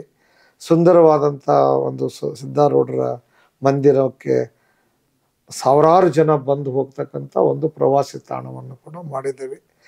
ಅದರ ಜೊತೆಗೆ ಇನ್ನು ವೃದ್ಧಾಶ್ರಮ ಮಾಡಬೇಕು, ಬಡವರ ಮಕ್ಕಳಿಗೆ ಅನಾಥಾಶ್ರಮ ಮಾಡಬೇಕು ಅನ್ನುವ ಕನಸು ಕೂಡ ಇದೆ. ಅದಕ್ಕೆಲ್ಲದೂ ಕೂಡ ಸಿದ್ಧತೆಗಳು ಎಲ್ಲವೂ ಆಗಿವೆ. ಇನ್ನು ಮುಂದಿನ ದಿನಗಳಲ್ಲಿ ಅದನ್ನು ಮಾಡತಕ್ಕಂಥ ಪ್ರಯತ್ನವನ್ನು ಮಾಡೋದ್ರ ಜೊತೆಗೆ ಅಪ್ಪರ ತುಂಗದ ನೀರನ್ನ ಹರಿಸ್ತಕ್ಕಂಥ ಯೋಜನೆ ನಮ್ಮ ಕಾಲದಲ್ಲಿ ಅಡಿಗಲ್ಲು ಹಾಕಿದ್ವಿ, ನಮ್ಮ ಕಾಲದಲ್ಲಿನೇ ನೀರು ಬಂತು. ಇವತ್ತು ಅಡಿಕೆ, ಭತ್ತ, ಕಬ್ಬು ಬೆಳೀತಕ್ಕಂಥ ಸುಂದರವಾದ ನಾಡು. ನಾವು ನಮ್ಮ ಖಂಡೇರಾಯನಹಳ್ಳಿಗೆ ಹೋದ್ರೆ ನನ್ನ ಮಂಡ್ಯದಲ್ಲಿದೇನೋ ಎಲ್ಲಿ ಅಂತ ಕಾಣುತ್ತದೆ. ಅಂತಹ ಒಂದು ಸುಂದರ ಹಸಿರು ತಾರಣ ಇವತ್ತು ಮಾಡಿದವೆ. ಕಂಡು ಕೆರೆಗಳಿಗೆಲ್ಲ ನೀರು ನಿಲ್ಲಿಸಿದವೆ, ಅಂತರ್ಜಲ ಹೆಚ್ಚಿಗೆ ಮಾಡಿದವೆ. ಯಾರೇ ಕೂಡ ಯಾರದೇ ಮನೆಗೆ ಹೋದ್ರು ಇವತ್ತೊಂದು ಕಾರ್ ಇಟ್ಕೊಂಡಿದ್ದಾರೆ, ಒಂದು ಸೈಕಲ್ ಮೋಟರ್ ಇಟ್ಕೊಂಡಾರ. ಬಹಳ ಸಮೃದ್ಧಿಯಾಗಿ ನಮ್ಮ ಜನ ಇದ್ದಾರೆ. ಇದಕ್ಕಿಂತ ದೊಡ್ಡ ಸ್ವರ್ಗ ಇನ್ಯಾವುದಿದೆ ಅಂತ ಹೇಳ್ರಿ. ಕುಗ್ರಾಮ ಆಗಿತ್ತು, ಸುಗ್ರಾಮ ಯಾಕಂದ್ರೆ ಅದು ನಿಮ್ಮ ಸ್ವಗ್ರಾಮ, ಪುಣ್ಯ ಕ್ಷೇತ್ರವಾಗಿದೆ. ನನ್ನ ಸ್ವಗ್ರಾಮ, ನನಗೆ ಜನ್ಮ ಕೊಟ್ಟ ಗ್ರಾಮ. ಹಂಗಾಗಿ ಸ್ವರ್ಗದ ತರ ನೋಡ್ತಾ ಇದ್ದೀನಿ. ಅದನ್ನಷ್ಟು ನಾನು ಖುಷಿ ಪಡ್ತೇನೆ. ಅದು ರಾಣೆಬೆನ್ನೂರು ತಾಲೂಕು. ಆದ್ರೂ ನನ್ನ ಊರಿಗೆ ಬೇಕಾದಂತ ಎಲ್ಲ ಸವಲತ್ತುಗಳನ್ನು ಮಾಡಿದ್ದಾನೆ. ಮತ್ತೊಂದು ಖುಷಿ ಏನು ಅಂದ್ರೆ, ನಮ್ಮಲ್ಲಿ ಕಾಂಗ್ರೆಸ್ ಸರ್ಕಾರ ಹಿಂದೆ ಇಂದಿರಾ ಗಾಂಧಿಯವರ ಕಾಲದಲ್ಲಿ ಉಳುವವನೇ ಭೂಮಿಯ ಒಡೆಯ ಅಂತ ಮಾಡಿದ್ರು. ನಮ್ಮ ಕಾಲದಲ್ಲಿ ನಾನ್ ಮಂತ್ರಿ ಇದ್ದಂತ ಕಾಲದಲ್ಲಿ ವಾಸಿಸುವವನೇ ಮನೆಯ ಒಡೆಯ. ಅಂದರೆ ಯಾವ್ಯಾವದಲ್ಲಿ ಅವರು ಸರ್ಕಾರಿ ಭೂಮಿಯಲ್ಲಿ ಮನೆ ಕಟ್ಟಿರ್ಬೋದು, ಫಾರೆಸ್ಟ್ ನಲ್ಲಿ ಮನೆ ಕಟ್ಟಿರ್ಬೋದು, ಸಾಹುಕಾರನ ಹೊಲದಲ್ಲಿ ಮನೆ ಕಟ್ಟಿರ್ಬೋದು. ಅಂಥವರಿಗೆ ಪಟ್ಟ ಕೊಟ್ಟು ಈ ಸ್ವತ್ತು ಮಾಡಿ ಅವರ ಹೆಸರಿಗೆ ಖಾತೆ ಮಾಡತಕ್ಕಂಥ ಅವಕಾಶವನ್ನು ಕಲ್ಪಿಸಿಕೊಡ್ಲಿಕ್ಕೆ ರಾಷ್ಟ್ರಾಧ್ಯಕ್ಷರ, ಈ ದೇಶದ ರಾಷ್ಟ್ರಪತಿಗಳ ಸೈನ್ ಮಾಡಿಸಿ ಇದನ್ನು ತಂದು ಕೊಟ್ಟಿರ್ತಕ್ಕಂಥ ಒಂದು ವಿಶ್ವಾಸ ನನಗೂ ಮತ್ತು ಶಿವಮೂರ್ತಿ, ನಮ್ಮ ಪರಮೇಶ್ವರ ನಾಯಕರು, ನಮ್ಮೆಲ್ಲರಿಗೂ ಕೂಡ ಸೇರ್ತದೆ. ಅಂಥದ್ದನ್ನು ಮಾಡಿದ್ದೇವೆ. ಇವತ್ತು ಎಲ್ಲರಿಗೂ ಕೂಡ ಕಂದಾಯ ಗ್ರಾಮ ಮಾಡಲಿಕ್ಕೆ ಕೇವಲ ಲಂಬಾಣಿ ಜನರಿಗೆ ಮಾತ್ರ ಅಲ್ಲ, ಹಾಡಿ, ಹಟ್ಟಿ, ದೊಡ್ಡಿಗಳು, ಕುರುಬರ ದೊಡ್ಡಿಗಳು ಎಲ್ಲೆಲ್ಲಿ ಗ್ರಾಮದಲ್ಲಿ ವಾಸವಾಗಿದ್ದಾರೆ, ಈ ಗ್ರಾಮ ರಹಿತವಾದಂಥ ಊರುಗಳು, ಅವರೆಲ್ಲರಿಗೂ ಕೂಡ ಸೂರನ್ನು ಕೊಟ್ಟಿರ್ತಕ್ಕಂಥ ನೆಮ್ಮದಿ ಸನ್ಮಾನ್ಯ ಸಿದ್ದರಾಮಯ್ಯರಿಗೆ ಹೋಗ್ತದೆ. ಅದನ್ನ ನಾನು ಬಹಳ ಖುಷಿಯಿಂದ ಹೇಳಲಿಕ್ಕೆ ಇಷ್ಟಪಡ್ತೀನಿ. ಅಂದ್ರೆ ಸರ್, ಈಗ ಹಾವೇರಿ ವಿಧಾನಸಭಾ ಕ್ಷೇತ್ರ ತಮ್ಮ ಸ್ವಗ್ರಾಮ ಆಗಿದೆ, ಬ್ಯಾಡಗಿ, ರಾಣೆಬೆನ್ನೂರು ಆಗಿದೆ. ಇನ್ನೊಂದು ವಿಚಾರನು ಹೇಳ್ಬಿಡ್ತೀನಿ, ಇದರಲ್ಲಿ ಎಡಿಟ್ ಮಾಡಿ ಎಷ್ಟು ಹಾಕ್ತೀರಾ ಗೊತ್ತಿಲ್ಲ. ನಾನು ಸೂರಗೊಂಡನ ಕೊಪ್ಪ ಅಂತ, ಆಗಿನ ಹೊನ್ನಾಳಿ ತಾಲೂಕು, ಈಗಿನ ನ್ಯಾಮತಿ ತಾಲೂಕು, ಅಲ್ಲಿ ಸಂತ ಸೇವಾಲಾಲ್ರು ಜನ್ಮ ತಾಳಿದಂತ ಸ್ಥಳ. ನೀವು ಒಂದ್ಸರಿ ಬಂದು ವಿಸಿಟ್ ಮಾಡಬೇಕು. ಖಂಡಿತ ಸರ್.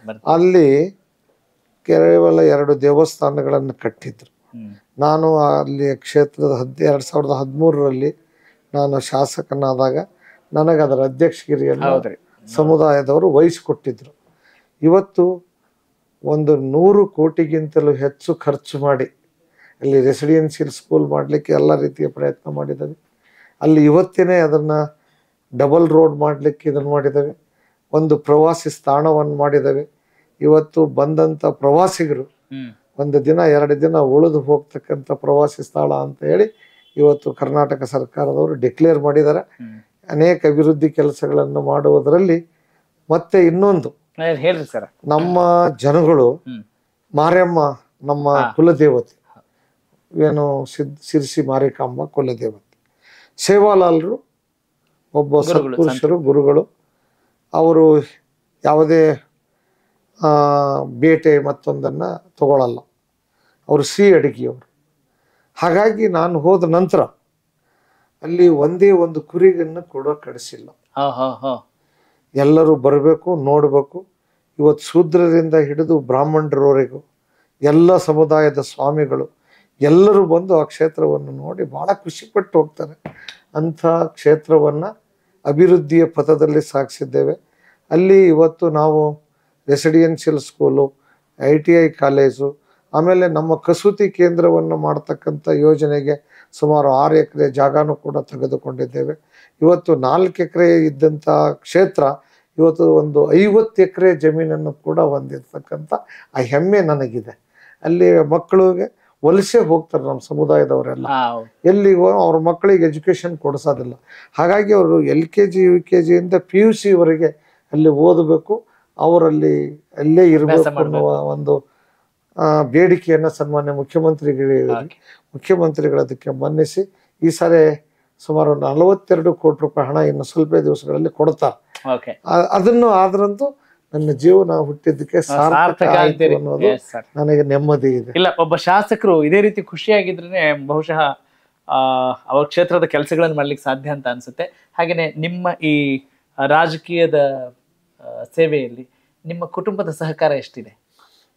ನಮ್ಮ ಕುಟುಂಬದ ಸಹಕಾರ ಬಹಳ ಪಾತ್ರ ಮುಖ್ಯವಾಗಿದೆ. ನನ್ನ ಮಿಸ್ಸೆಸ್ಸು ನಮ್ಮದೇ ಶಾಲೆಯಲ್ಲಿ ಟೀಚರ್ ಆಗಿ ಕೆಲಸ ಮಾಡ್ತಿದ್ದಾರೆ, ಇವತ್ತು ಕೂಡ ಟೀಚರ್ ಆಗಿ ಕೆಲಸ ಮಾಡ್ತಾರೆ. ಮಗಳು ಡಾಕ್ಟರ್ ಆಗಿದ್ದಾಳೆ, ಮೊನ್ನೆ ತಾನೇ ಆಕೆ ಮದುವೆ ಮಾಡಿದ್ದೀವಿ. ಗಂಡ ಹೆಂಡತಿ ಇಬ್ರು ಫೋರ್ಟಿಸ್ನೊಳಗೆ, ನನ್ನ ಹಳೆಯ ಕೀಲು ಎಲ್ಬು ಡಾಕ್ಟ್ರು, ನನ್ನ ಮಗಳು ಮಕ್ಕಳ ಡಾಕ್ಟ್ರು, ಇಬ್ಬರು ಕೂಡ ಇಲ್ಲೇ ಇದ್ದಾರೆ.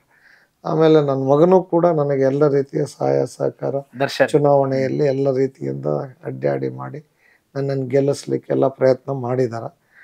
ಆಮೇಲೆ ನನ್ನ ಮಿಸ್ಸೆಸ್ಸು ಕೂಡ ಸಾರ್ವಜನಿಕ ಕೆಲಸಗಳಿಗೆ ಎಲ್ಲ ರೀತಿಯ ಸಹಕಾರವನ್ನು ಕೂಡ, ನಮ್ಮ ತಮ್ಮನೂ ಕೂಡ, ನಮ್ಮ ಕುಟುಂಬ ಎಲ್ಲರೂ ಕೂಡ, ನಾವು ಯಾರೂ ಕೂಡ ಒಬ್ಬ ಗ್ರಾಮ ಪಂಚಾಯತಿ ಮೆಂಬರ್ ಆಗಿದ್ದಿಲ್ಲ. ಈಗ ನಮ್ಮ ಅಣ್ಣ ZP ಮೆಂಬರ್ ಆಗಿ, ಶಾಸಕನಾಗಿ, ಮಂತ್ರಿಯಾಗಿ, ಅದು ಡೆಪ್ಟಿ ಸ್ಪೀಕರ್ ಅಂತ ಹುದ್ದೆಯಲ್ಲಿ ನಮ್ಮ ಸಮುದಾಯದವರೆಗೂ ನಾನು 25ನೇ ಡೆಪ್ಟಿ ಸ್ಪೀಕರು. ನಾನು ಇಲ್ಲಿವರೆಗೂ ನಮ್ಮವ್ರು ಯಾರೂ ಆ ಸ್ಥಾನಕ್ಕೆ ಹೋಗಿದ್ದಿಲ್ಲ. ಅಂಥ ಮಹತ್ತರವಾದಂಥ ಒಂದು ಹುದ್ದೆಯಲ್ಲಿ ನಾನು ಇವತ್ತು ಇದ್ದೀನಿ ಅಂದ್ರೆ ಇವತ್ತು ಕೂಡ ನನಗೆ ತುಂಬ ಖುಷಿಯಾಗಿದೆ. ಅಂತ ಒಂದು ಒಳ್ಳೆ ಕೆಲಸ. ಮಗನನ್ನ ರಾಜಕೀಯಕ್ಕೆ ತರೋ ಯೋಚನೆ ಇದೆಯಾ? ಮಗ ಅವನಾಗಿ ಬೆಳಿಬೇಕ್ರಿ, ನಾವು ತಗೊಂಡು ಬಂದು ದುಡೋದಲ್ಲ. ನನಗೆ ಯಾರು ದುಡ್ಲಿಲ್ಲ. ನಾನು ಓದಿದ್ದು ದುಡ್ಡಾಕ ದುಡ್ಡಿರ್ಬೇಕನ್ರಿ. ದುಡಾಕ್ ದುಡ್ಡಿರ್ಬೇಕಲ್ಲ. ಹೌದು, ಕರೆಕ್ಟ್. ನಾನು ಓದಿದ್ದು 1ನೇ ಕ್ಲಾಸು, 2ನೇ, ಸಿದ್ದರಾಮಯ್ಯ ನೇರವಾಗಿ 5ನೇ ಕ್ಲಾಸಿಗೆ ಬಂದಾರ, ನಾನು ನೇರವಾಗಿ 3ನೇ ಕ್ಲಾಸಿಗೆ. ನಾನು 1ನೇ ಕ್ಲಾಸ್ ಓದಿಲ್ಲ, 2ನೇ ಕ್ಲಾಸ್ ಓದಿಲ್ಲ. ಒಪ್ಪತ್ತು ಶಾಲೆ, ಒಪ್ಪತ್ತು ದನ ಕಾಯ್ಕೆ ಹೋಗಿ ಬಂದು ನಾನು ನನ್ನ ಲೈಫನ್ನು ಪ್ರಾರಂಭ ಮಾಡಿದವನು. ಅಲ್ಲಿ ದೇವರ ಗುಡಿ ಒಳಗೆ ನಾನು ಶಾಲೆಗೆ ಹೋದವನು. ನನಗೆ ಅಲ್ಲಿ ಮೇಲ್ಗಡೆ ಕುಂದ್ರಿಸಿ ನಮಗೆ ಪಾಠ ಮಾಡ್ತಿರ್ಲಿಲ್ಲ. ಅಂಥ ಒಂದು ಜಾತಿಯ ಒಂದು ಪ್ರಾಬಲ್ಯದಲ್ಲಿ ನಾನು ಅಲ್ಲಿ ಓದಿ ಇವತ್ತು ಈ ರಾಜ್ಯದ ಮುಜರಾಯಿ ಮಂತ್ರಿಯಾಗಿ ಅದೆಲ್ಲ ದೇವಸ್ಥಾನಗಳನ್ನ ಸಂಪೂರ್ಣವಾಗಿ ಅಭಿವೃದ್ಧಿ ಪಡಿಸಿದ್ದೆ. ಅದರ ಜೊತೆಗೆ ನಾನು ಯಾವ ಗುಡಿಯಲ್ಲಿ ಓದಿದ್ದೆ, ಇವತ್ತು ನನ್ನ ಶಾಲೆ ಕಾಲೇಜುಗಳು 13-14 ಸಂಸ್ಥೆಗಳ ಅಧ್ಯಕ್ಷನಾಗಿ ನಾನು ಕೆಲಸ ಮಾಡಿದೆ. ಇವತ್ತು LKG ಇಂದ PG ಯವರೆಗೆ ನನ್ನ ಶಾಲೆ ಕಾಲೇಜುಗಳಿವೆ. 3,500 ಮಕ್ಕಳು ನನ್ನ ಶಾಲೆ ಕಾಲೇಜುಗಳಲ್ಲಿ ಓದ್ತಾರೆ. ನಾನು ಮಂತ್ರಿ ಆಗೋದಕ್ಕಿಂತ, ಡೆಪ್ಟಿ ಸ್ಪೀಕರ್ ಆಗಿರೋದಕ್ಕಿಂತ, ಎಲ್ಲದಕ್ಕಿಂತ ಹೆಚ್ಚು ನನಗೆ ಖುಷಿ ತರ್ತಕ್ಕಂಥ ನನ್ನ ಸಂಸ್ಥೆ ದೊಡ್ಡ ಬೃಹತ್ಕಾರದಲ್ಲಿ ಬೆಳೆಸಿದ್ದೇವೆ. ಅದನ್ನು ನೋಡಿದರೆ ನನಗೆ ಎಲ್ಲದಕ್ಕಿಂತ ಭಾರಿ ಆನಂದ ಆಗ್ತದೆ. ಇವತ್ತು ಹುಡುಗಾಟಿಕೆ ಇಲ್ಲ, ಒಂದು ಸಂಸ್ಥೆಯನ್ನ ಅಷ್ಟರ ಮಟ್ಟಿಗೆ ನಾನು, ನಮ್ಮ ಕುಬೇರಪ್ಪ ಅಂತ ಇದ್ದಾರೆ, ನಮ್ಮ ಪ್ರಿನ್ಸಿಪಾಲ್ರಾಗಿದ್ದರು, ಅವರು ಆಡಳಿತಾಧಿಕಾರಿಯಾಗಿ ಎಲ್ಲರೂ ಕೂಡ ನಾವು ಮಾಡ್ತಾ ಇದ್ದೇವೆ. ಆ ಸಂತೋಷ ಕೂಡ ನನಗಿದೆ. ಒಟ್ಟಾರೆಯಾಗಿ ನಾವು ಮನುಷ್ಯರಾಗಿ ಹುಟ್ಟಿದ ಮೇಲೆ ನಮ್ಮ ಜವಾಬ್ದಾರಿ ನರೆತು ಅಲ್ಲಿ ಓದೋ ಮಕ್ಕಳು, ನಾವೇನು ಯಾವುದೂ ಇಂಗ್ಲೀಷ್ ಮೀಡಿಯಂ ಸ್ಕೂಲನ್ನು ಪ್ರಾರಂಭ ಮಾಡಿಲ್ಲ. ಎಲ್ಲ SC ST ಹಿಂದುಳಿದವರ ಮಕ್ಕಳು, ಅಲ್ಪಸಂಖ್ಯಾತರ ಮಕ್ಕಳು 99% ನಮ್ಮ ಶಾಲೆ ಕಾಲೇಜುಗಳಲ್ಲಿ ಓದ್ತಾರೆ. ಅದೇ ನನಗೆ ಸಂತೋಷ. ವೀಕ್ಷಕರೇ, ಹಾವೇರಿಯ ಶಾಸಕರು ರುದ್ರಪ್ಪ ಲಮಾಣಿ ಅವರು ಇಲ್ಲಿಯ ಮತದಾರರ ನಿರೀಕ್ಷೆಗಳೇನು? ಈಗ ತಾನೇ ಶಾಸಕರ ಸಂದರ್ಶನವನ್ನು ಮಾಡಿದ್ದೀವಿ, ಸಾಕಷ್ಟು ಅವರ ಸಂಕಲ್ಪ ಇದೆ ಕ್ಷೇತ್ರದ ಅಭಿವೃದ್ಧಿಗೆ. ಇಲ್ಲಿ ಮತದಾರರು ಏನು ಹೇಳ್ತಾರೆ ಅವ್ರನ್ನ ಕೇಳೋಣ. ಸರ್, ನಿಮ್ಮ ಹೆಸರು? ಮಂಜುನಾಥ್ ಪಿಷ್ಟಣ್ಣವ್ರು ಅಂತ ಹೇಳಿ. ಏನು ಮಾಡ್ತೀರಾ ಸರ್? ನಾನು ವ್ಯವಸಾಯ ಮಾಡ್ತೇನೆ ಸರ್. ಓಕೆ. ಹೇಗಿದೆ ಹಾವೇರಿ ಸರ್? ಈಗ ರುದ್ರಪ್ಪ ಲಮಾಣಿಯವರು ಆರಿಸಿ ಬಂದ ಮೇಲೆ ಫಸ್ಟ್ ಅವರು ನಮ್ಮ ಹಾವೇರಿಗೆ ಕುಡಿಯೋ ನೀರಿನ ಸಮಸ್ಯೆ ಇತ್ತು ರೀ. ಅವ್ರು ಹೆಗ್ಗೇರಿ ಅಂತ ಕುಡಿಯೋ ನೀರು ಕೊಡಬೇಕು ಅಂತೇಳಿ 1 ಕೋಟಿ ರೂಪಾಯಿ ಖರ್ಚು ಮಾಡಿ ಉಸ್ತುವಾರಿ ಸಚಿವರಿಗೆ ಮನವರಿಕೆ ಮಾಡಿ ಹಾವೇರಿ ಬೇಸಿಗೆ ಒಳಗೆ ತೀವ್ರ ಬರಗಾಲ ಇತ್ತು, ಬೇಸಿಗೆ ಇತ್ತು, ಕೊಡೋಂಥ ವ್ಯವಸ್ಥೆ ಮಾಡ್ಯಾರ ಸರ್. ಅವ್ರಿಗೆ ಕೃತಜ್ಞತೆ ಸಲ್ಲಿಸ್ತೇನೆ ಸರ್. ಈ ಹಿಂದೆ ಇದೇ ಜಿಲ್ಲೆಯವರು ಮುಖ್ಯಮಂತ್ರಿಗಳಾಗಿದ್ದರು, ಬಸವರಾಜ ಬೊಮ್ಮಾಯಿ ಅವರು. ಅವಾಗೂ ಇವಾಗ ಕಾಂಗ್ರೆಸ್ ಸರ್ಕಾರ ಕಂಪೇರ್ ಮಾಡಿದ್ರೆ ಹೇಗಿದೆ ಅಭಿವೃದ್ಧಿ? ಏನಿಲ್ಲ ರೀ, ಪ್ಯಾಚನೂ ಮುಚ್ಚಲಿಲ್ಲ, ನಮಗೇನು ದುಡ್ಡನ್ನು ಕೊಡಲಿಲ್ಲ ಅವ್ರು ಹಿಂದಕ್ಕೆ. ನಾವು ನಿರೀಕ್ಷೆ ಭಾಳ ಇಟ್ಟಿತ್ತು, ನಿರೀಕ್ಷೆ ಹುಸಿಗೊಳಿಸಿದ್ರು ಸರ್ ಬೊಮ್ಮಾಯಿ ಅವರು. ಓಕೆ. ಈಗ ರುದ್ರಪ್ಪ ಲಮಾಣಿ ಅವರು ಗೆದ್ದ ಮೇಲೆ 2ನೇ ಬಾರಿ ಶಾಸಕರು ಅನ್ಕೋತೀನಿ, ಕೈಗೆ ಸಿಗ್ತಾರೆ ಸರ್. ಏನು ಸ್ವಲ್ಪ ರಾಣೆಮ್ನೂರಾಗ ಒಂದು ಅಷ್ಟು ಉಳ್ಕೊಂತಾರೆ ಸರ್. ಬೆಳಗ್ಗೆ 9-9:30 ಬಂದ್ರೆ ಹೆಚ್ಚು ಕಡಿಮೆ ಸಿಗ್ತಾರೆ ಸರ್, ಏನು ತೊಂದರೆ ಏನಿಲ್ಲ. ಫೋನ್ ಮಾಡಿದ್ರೆ ಕಮ್ಯುನಿಕೇಷನ್ ಆಗ್ತಾರೆ, ಏನಿದ್ರು ನಾವು ಫೋನ್ನಾಗ ಹೇಳಿದ್ರು ಕೆಲಸ ಮಾಡ್ತಾಯಿದ್ದಾರೆ. ಬಟ್ ಯಾವುದೇ ಟೈಮ್ದಾಗ ಸಿಕ್ಕಾಗೂ ಮನೆಗೆ ಹೋದ್ರೆ ಅವ್ರು ಕರೆದು ಕುಂದಿರಿಸಿ ಮಾತಾಡ್ಸಿ ಕಳಿಸ್ತಾರೆ ಸರ್. ಏನಿದ್ರು ಫೋನ್ ಮಾಡಿ ಹೇಳ್ತಾರೆ, ಅಧಿಕಾರಿಗಳಿಗೆ ಸ್ಪಂದನೆ ಮಾಡ್ತಾರೆ, ಕಾರ್ಯಕರ್ತರಿಗೆ ಸ್ಪಂದನೆ ಮಾಡ್ತಾರೆ, ಏನು ತೊಂದರೆ ಇಲ್ಲ ಸರ್. ಆ ವಿಷಯ ಒಳ್ಳೆ ಕೆಲಸ ಮಾಡ್ತಾರೆ ಅಂತ ಅನ್ಸಿದ್ರೆ ಯಾಕೆ ಸೋಲ್ಸರು ಜನ 18ರಲ್ಲಿ? 18ರಲ್ಲೇ ನಾನಾ ಕಾರಣಗಳು ರೀ ಸರ್. ಇದು ಒಂದನೇದು ಮುಖ್ಯವಾಗಿ ಈ ಲಿಂಗಾಯತ ಕಮ್ಯುನಿಟಿ ಓಡಿದ್ರು ಅಂಥೇಳಿ ಒಂದು ಬಂತು. ನಂತರ ಸದಾಶಿವ ಆಯೋಗ ಅಂತ ಒಂದು ಬಂತು. ನಂತರ ನಮ್ಮದು ಇಲ್ಲಿ ಟಿಕೆಟ್ ಕೊಡೋದು ಒಂದು ಸ್ವಲ್ಪ ವ್ಯತ್ಯಾಸ ಆಗಿದ್ದಕ್ಕೆ ಬಸವರಾಜ ಶಿವಣ್ಣರಿಗೆ ಟಿಕೆಟ್ ಸಿಗಲಿಲ್ಲ ರೀ ಆ ಟೈಮ್ದಾಗ. ಅದು ಒಂದು ಕುರುಬ ಕಮ್ಯುನಿಟಿ ಸ್ವಲ್ಪ ಕೈ ಕೊಟ್ಟಂಗೆ ಆಯಿತು. ಹಾಗಾಗಿ ಇದೇನು ಅವ್ರದ್ದೇನು ಸೋಲಲ್ಲ ರೀ, ನಮ್ಮ ಒಂದು ತಿಕ್ಕಾಟದೊಳಗೆ ಸೋಲಾಗಿತ್ತು. ಈಗ ಅದು ನಾವೆಲ್ಲವನ್ನು ಗೆದ್ದು ತೋರಿಸಿದ್ದೇವೆ ರೀ. ಏನಾಗಬೇಕು ಹಾವೇರಿಗೆ? ಎಲ್ಲ ವ್ಯವಸ್ಥೆಗಳಿದೆಯಾ? ಹಾವೇರಿದ UGD ಅರ್ಧ ಏನಿದೆ ಸರ್. ರುದ್ರಪ್ಪರ ಕೇಳಿದಾಗ UGD already work is progress sir. ಈಗ ಅವ್ರು ಬಂದ ಮೇಲೆ 5 ವರ್ಷದಿಂದ ನಿಂತಿತ್ತು, ಮತ್ತು ಅವರೇ ಬೆಂಗಳೂರಲ್ಲೇ ಮೀಟಿಂಗ್ ಮಾಡಿ ಅದನ್ನು ಪ್ರೋಗ್ರೆಸ್ ಮಾಡಿದ್ದಾರೆ. ಈ ಒಂದು 3 ತಿಂಗಳದೊಳಗೆ ಅದನ್ನು ಕ್ಲಿಯರ್ ಮಾಡ್ತೇವೆ ಅಂತಲೂ ಹೇಳಿದ್ದಾರೆ. ಆಮೇಲೆ 141 ಕೋಟಿ ರೂಪಾಯಿ ಸ್ಯಾಂಕ್ಷನ್ ಮಾಡಿಸಿ ಹಾವೇರಿ ಶಹರ ಮತ್ತು ಗುತ್ತಲ ಪಟ್ಟಣಕ್ಕೆ ನೀರು ಕುಡಿಯೋಂಥ ವ್ಯವಸ್ಥೆ 141 ಕೋಟಿ. ಅದರ ಟೆಂಡರ್ ಕರೆದು ಪ್ರಕ್ರಿಯೆ ಮುಗಿದೈತಿ. 110 ಕೋಟಿ ರೂಪಾಯಿಗೆ ರೆಡ್ಡಿಯರಿಗೆ ಆಗೈತಿ. ಹಾವೇರಿಯಲ್ಲಿ ಆಲ್ರೆಡಿ OHT ಟ್ಯಾಂಕ್ ಕಟ್ತಾ ಇದ್ದಾರೆ. ನಾನು ಬರಬೇಕಾದ್ರೆ ಬೆಳಗ್ಗೆ ಎದ್ದು ವಿಸಿಟ್ ಮಾಡಿದಾಗ ಅದಕ್ಕೆ ಬೆಡ್ ಹಾಕ್ತಾಯಿದ್ರು. ಆಯ್ತಪ್ಪ, ಒಳ್ಳೆ ಕೆಲಸ ಮಾಡ್ತಾಯಿದ್ದಾರೆ ಅಂತೇಳಿ ನಾವು ನೋಡ್ಕೊಂಡು ಬಂದಿದ್ದೇನೆ ರೀ. ಇನ್ನು ಆಸ್ಪತ್ರೆ, ಕಾಲೇಜು ಎಲ್ಲ ವಿಚಾರಕ್ಕೆ ಏನಾದ್ರು ಉದ್ಯೋಗಾವಕಾಶ ಎಲ್ಲ ಇದೆಯಾ ಇಲ್ಲಿ ಹಾವೇರಿಯಲ್ಲಿ? ಉದ್ಯೋಗಾವಕಾಶಗಳು ಭಾಳ ಕಡಿಮೆ ರೀ. ನಾವೆಲ್ಲ ಅಗ್ರಿಕಲ್ಚರ್ ಬೇಸ್. ವರದಾ ನದಿ, ತುಂಗಭದ್ರಿ ನದಿ ನಮ್ಗೆ ಸಮೀಪ ಇರೋದ್ರಿಂದ ಅದರ ಒಂದು ಎರಡು ಫ್ಯಾಕ್ಟ್ರಿ ಬರಬೇಕು ಅಂತ ಒಂದು ಜನರ ಅಭಿಪ್ರಾಯ ಐತೆ ರೀ. ಈ ನಿಟ್ಟಿನಲ್ಲಿ ಎಲ್ಲ ಜನಸಾಮಾನ್ಯರಿಗೆ ಸಿಗ್ತಾರಾ ಶಾಸಕರು? ಸಿಗ್ತಾರೆ ಸರ್, ಏನು ತೊಂದರೆ ಇಲ್ಲ, ಸಿಗ್ತಾರೆ ಸರ್. ನಿಮ್ಮ ಹೆಸರು? ಬಸವರಾಜ್ ಅಂತೇಳಿ. ಏನು ಮಾಡ್ತೀರಿ ಸರ್? ವ್ಯಾಪಾರ. ನಿಮ್ಮ ಪ್ರಕಾರ ಏನಾಗಬೇಕು ಸರ್ ಹಾವೇರಿ? ಸರ್ ಇಂಡಸ್ಟ್ರಿಯಲ್ಲಿ ಬರ್ಬೇಕು ಸರ್, ಇಂಡಸ್ಟ್ರಿಯಲ್ಲಿ ಬರಬೇಕು. ಆಮೇಲೆ ಕಾಲೇಜ್ಗಳು, ಲಾ ಕಾಲೇಜಿಲ್ಲ ನಮ್ಮಲ್ಲಿ. ಹೆಚ್ಚು ಕಮ್ಮಿ ಜಿಲ್ಲಾ ಆಗಿ ಹೆಚ್ಚು ಕಮ್ಮಿ 20 ವರ್ಷದ ಮೇಲೆ ಬಂತು. ಲಾ ಕಾಲೇಜ್ ಬೇಕು, ಆಮೇಲೆ ಇಂಡಸ್ಟ್ರಿಯಲ್ಲಿ ಬೇಕು. ಮೂಲಭೂತ ಸೌಕರ್ಯಗಳು ಇನ್ನೂ ಹೆಚ್ಚಿನ ಪ್ರಮಾಣದ ಬೇಕು ಅಂತ ಅಲ್ಲಿ ತರಕ್ಕೆ ಪ್ರಯತ್ನ ಮಾಡತ್ತಾರೆ ನಮ್ಮ MLAಗಳು ಅಂತೇಳಿ ನಾವು ಭರವಸೆ ಒಳಗೆ ಅದು. ಆಸ್ಪತ್ರೆ ಎಲ್ಲ ಕರೆಕ್ಟಾಗಿದೆ? ಆಸ್ಪತ್ರೆಗೆ ಅಲ್ಲೇ ಮೆಡಿಕಲ್ ಕಾಲೇಜು ನಮ್ಮ ಜಿಲ್ಲಾಕ್ಕೆ ಆಗೈತೆ ಮೊನ್ನೆ ಮೆಡಿಕಲ್ ಕಾಲೇಜು. ಅಲ್ಲಿನ್ನೂ ಹೆಚ್ಚಿನ ಒಂದು ಸೌಕರ್ಯಗಳು ಆದರೆ ಅಲ್ಲಿ ಹೆಚ್ಚಿನ ಇದು ಆಗ್ಬೋದು ಅಂತ. ಅಧಿಕಾರಿಗಳು ಭ್ರಷ್ಟಾಚಾರ ಇದೆಯಾ? ಭ್ರಷ್ಟಾಚಾರ ಸರ್ ಇಲ್ಲ ಅಂತ ಹೇಳೋಕ್ಕಾಗಲ್ಲ. ಆದರೆ ತಕ್ಕ ಮಟ್ಟಿಗೆ ನಮ್ಮ ಶಾಸಕರಾಯ್ತು, ನಮ್ಮ ಇವರಾಯ್ತು ಕೆಲಸ ಮಾಡ್ತಿದ್ದಾರೆ. ಇವರು ಭ್ರಷ್ಟಾಚಾರ ಎಲ್ಲ ಕಡೆ ಇದೆ.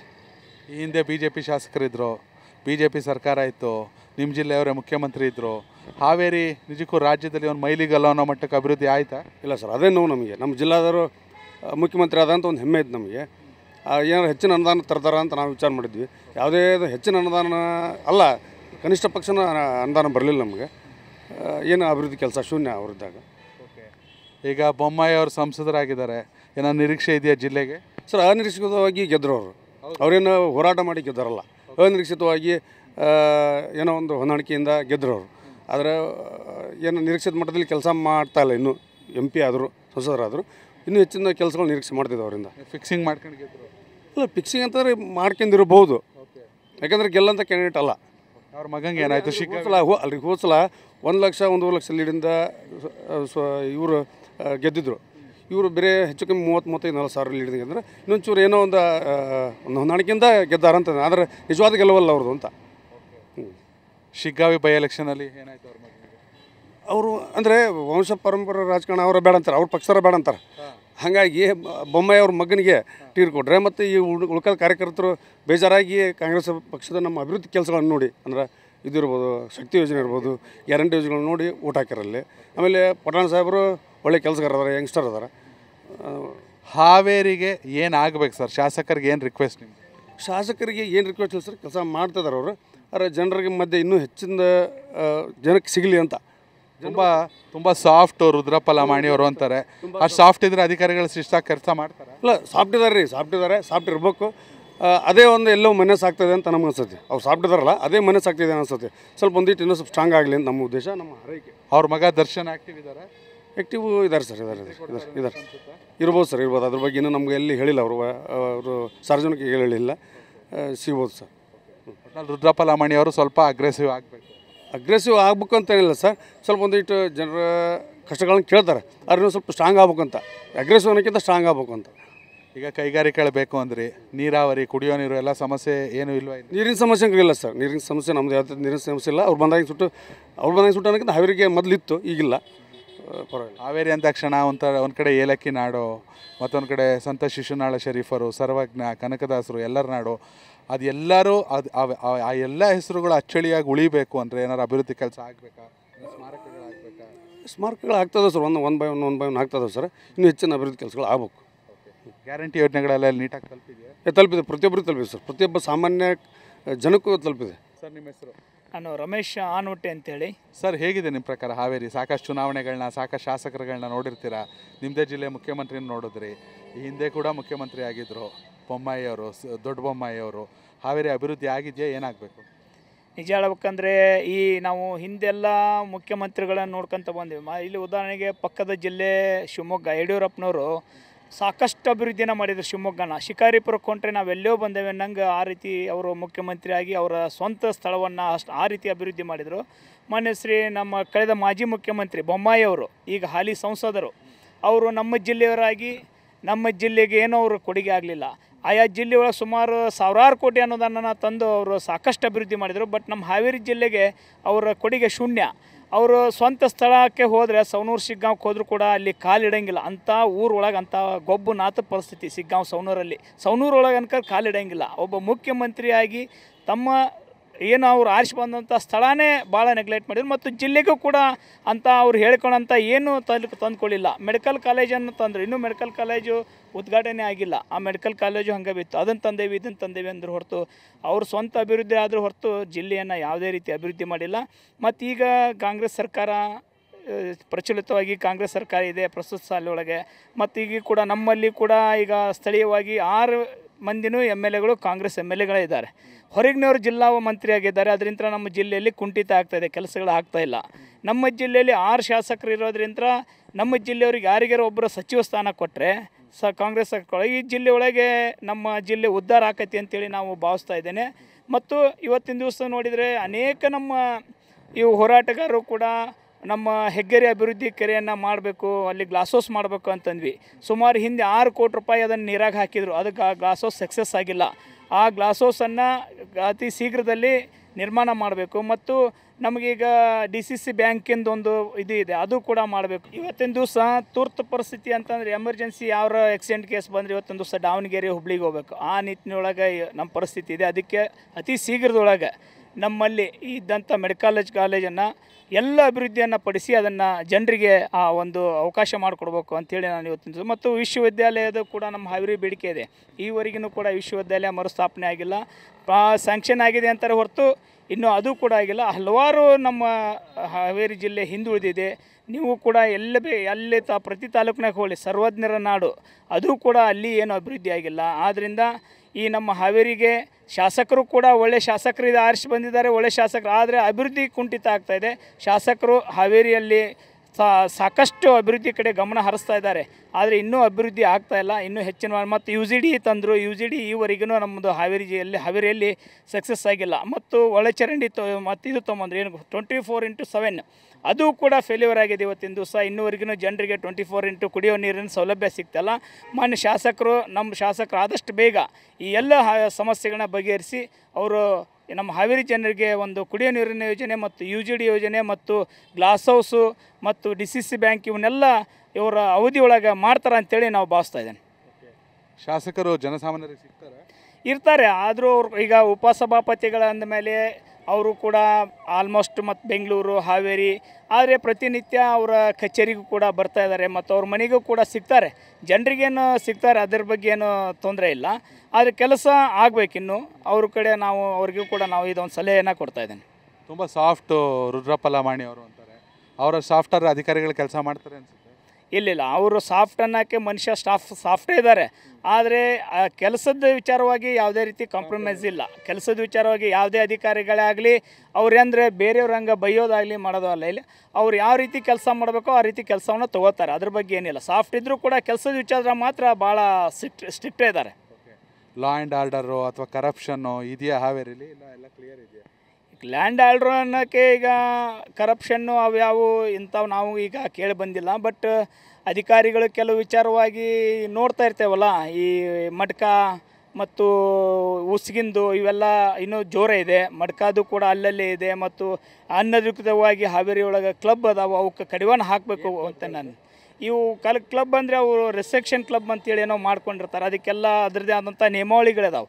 ಅದು ಯಾವುದೋ ನಿಯಮಾವಳಿಗಳನ್ನು ಅವರು ಪಾಲಿಸ್ತಾ ಇಲ್ಲ. ಆ ನಿಯಮಾವಳಿಗಳನ್ನು ಎಲ್ಲ ಗಾಳಿಗೆ ತೂರಿ ಇವತ್ತೊಂದು ದಿವಸ ರಾಜ್ಯಾರೋಷವಾಗಿ ಅಲ್ಲಿ ಬೇರೆ ಬೇರೆ ಆ್ಯಕ್ಟಿವಿಟಿನ ಮಾಡ್ತಾಯಿದ್ದಾರೆ. ಅವಕ್ಕೆಲ್ಲ ಇಲಾಖೆ ಕಡಿವಾಣ ಹಾಕಬೇಕು ಅಂತ ನಾವು ಒತ್ತಾಯ ಮಾಡ್ತಾನೆ. ಶಾಸಕರಿಗೆ ಏನು ಸಲಹೆ ಕೊಡ್ತೀರಾ? ದಯವಿಟ್ಟು ಶಾಸಕರು ಮೊದಲು ಹಾವೇರಿಯವರಿಗೆ ತಾವು ಅವಧಿಯೊಳಗೆ ಒಂದು ಕೆಲಸ ಉತ್ತಮ ಕೆಲಸ ಮಾಡಿದಿರ.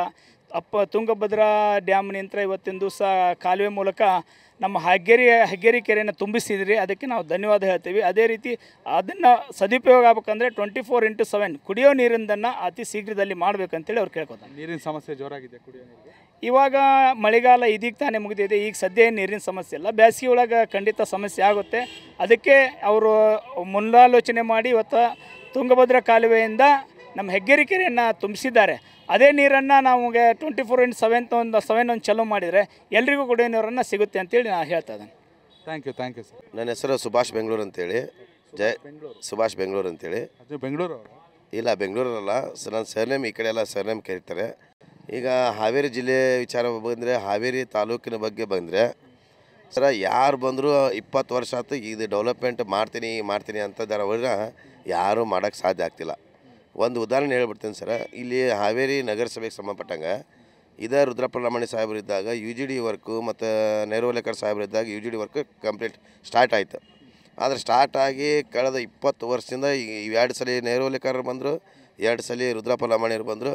ಇವತ್ತಿಗೂ ಕೂಡ ಇದ್ರ ಬಗ್ಗೆ UGD ಬಗ್ಗೆ ಆಯಿತು, 24x7 ಕುಡಿಯೋ ನೀರಿನ ಯೋಜನೆ ಆಯಿತು, ಯಾವುದು ಕೂಡ ಸರಿಯಾಗಿ ಸುಸೂತ್ರವಾಗಿ ಇವತ್ತಿಗೂ ಆಗಿಲ್ಲ.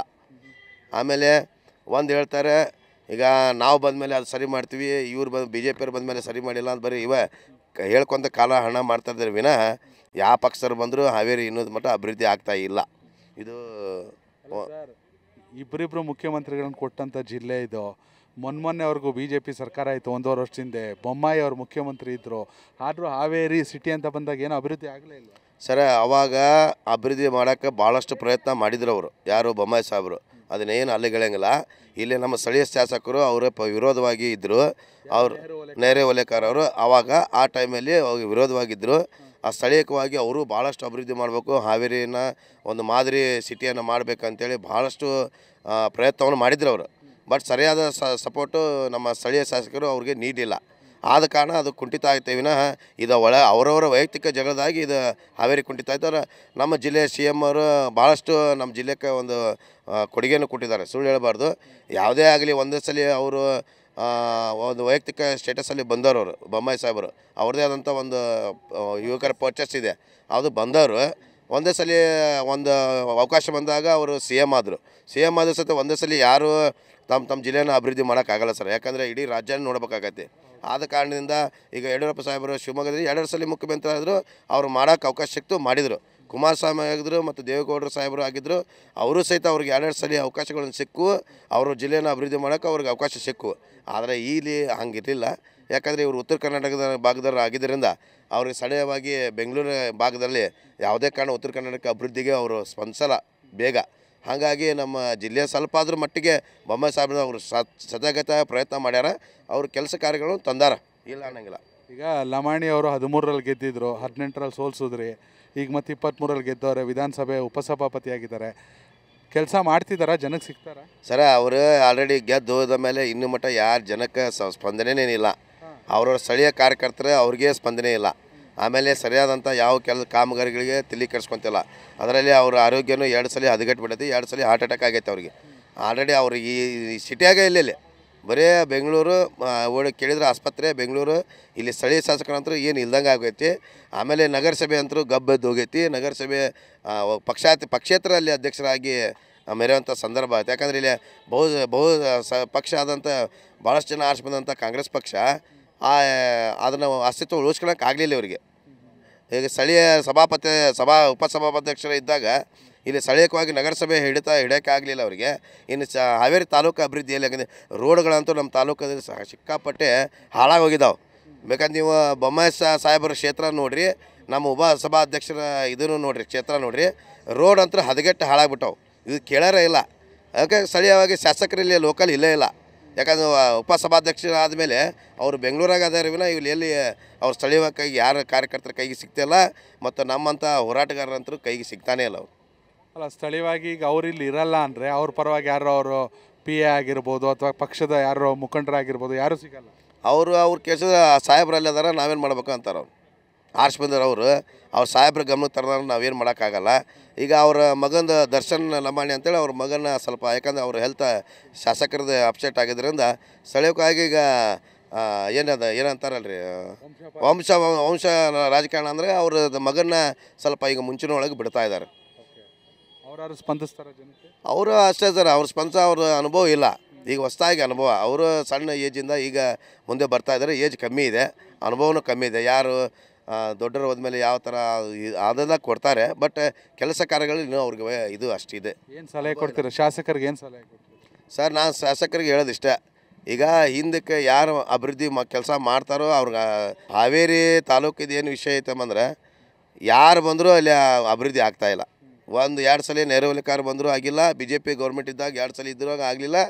ಮತ್ತು ಸ್ಥಳೀಯವಾಗಿ ರುದ್ರಪ್ಪ ಲಮಾಣಿ ಸಾಹೇಬ್ರು ಈಗ 2 ಸಲ ಅವರು ಆರಿಸಿ ಬಂದ್ರೆ ಅವರು ಮಾಡೋಕ್ಕಾಗವಲ್ದು. ಒಂದು ಉದಾಹರಣೆ ಹೇಳ್ಬಿಡ್ತೀನಿ ಸರ, 1100 ಮನೆ ನಗರಸಭೆಯಿಂದ ಇವತ್ತು ಹಾವೇರಿ ಶಾಂತಿನಗರದಾಗ ಕಟ್ಟಿದ್ದಾರೆ. ಉದಾಹರಣೆಗೆ ಈಗ ನಮ್ಮ ಶಾಸಕರು ರುದ್ರಪ್ಪ ಲಮಾಣಿ ಸಾಹೇಬ್ರು ಇದ್ದಾಗ ಎಲ್ಲರಿಗೂ ಹಕ್ಕುಪತ್ರಗಳನ್ನು ನೀಡಿದ್ರು. ಅವಾಗ 1100 ಜನಕ್ಕೆ ಮನೆ ಕೊಡ್ತೀವಿ ಅಂತೇಳಿ ಮನೆಯೂ ನಿರ್ಮಿಸಿದ್ದಾರೆ ಸರ. ಆದರೆ ಇವತ್ತಿಗೂ ನಮ್ಮನ್ನು ಒಬ್ಬರಿಗೂ ಬಡವರಿಗೆ ಒಂದು ಮನೆ ಸಿಗ್ತಾ ಇಲ್ಲ. 20 ವರ್ಷ ಆಯ್ತು ಸರ್, 20 ವರ್ಷದಿಂದ ಒಬ್ರಿಗೆ ಒಂದು ಮನೆ ಕೊಡ್ತಾ ಇಲ್ಲ. ಇದಾಗಿದ್ದು 2013ರಲ್ಲಿ ಇದು ಕಾರ್ಯರೂಪಕ್ಕೆ ಬಂದಿದ್ದು. ಮನೆ ಕಟ್ಟಿ ಎಷ್ಟು ವರ್ಷ ಆಯಿತು? ಈಗ ಮನೆ ಕಟ್ಟಿ 4-5 ವರ್ಷ ಆಯ್ತು ಸರ್. ಯಾರಿಗೂ ಕೊಟ್ಟಿಲ್ಲ, ಯಾರಿಗೂ ಒಬ್ಬರಿಗೂ ಫಲಾನುಭವಿಗಳಿಗೆ ಕೊಡ್ತಾ ಇಲ್ಲ. ಕಾರಣ ಏನು? ಕಾರಣ ಇವರಲ್ಲಿ ಕಚ್ಚಾಟ. ಆಮೇಲೆ ನಮ್ಮ ನೆರವಲಕರ ಸಾಹೇಬರು ಹಿಂದಕ್ಕೆ ಶಾಸಕರಿದ್ದಾಗ BJP ಅವಧಿಯಲ್ಲಿ ಇದ್ದರು. ಈಗ ಅವರು BJP ಬಿಟ್ಟು ಕಾಂಗ್ರೆಸ್ ಸೇರ್ಪಡೆ ಆಗ್ಯಾರ.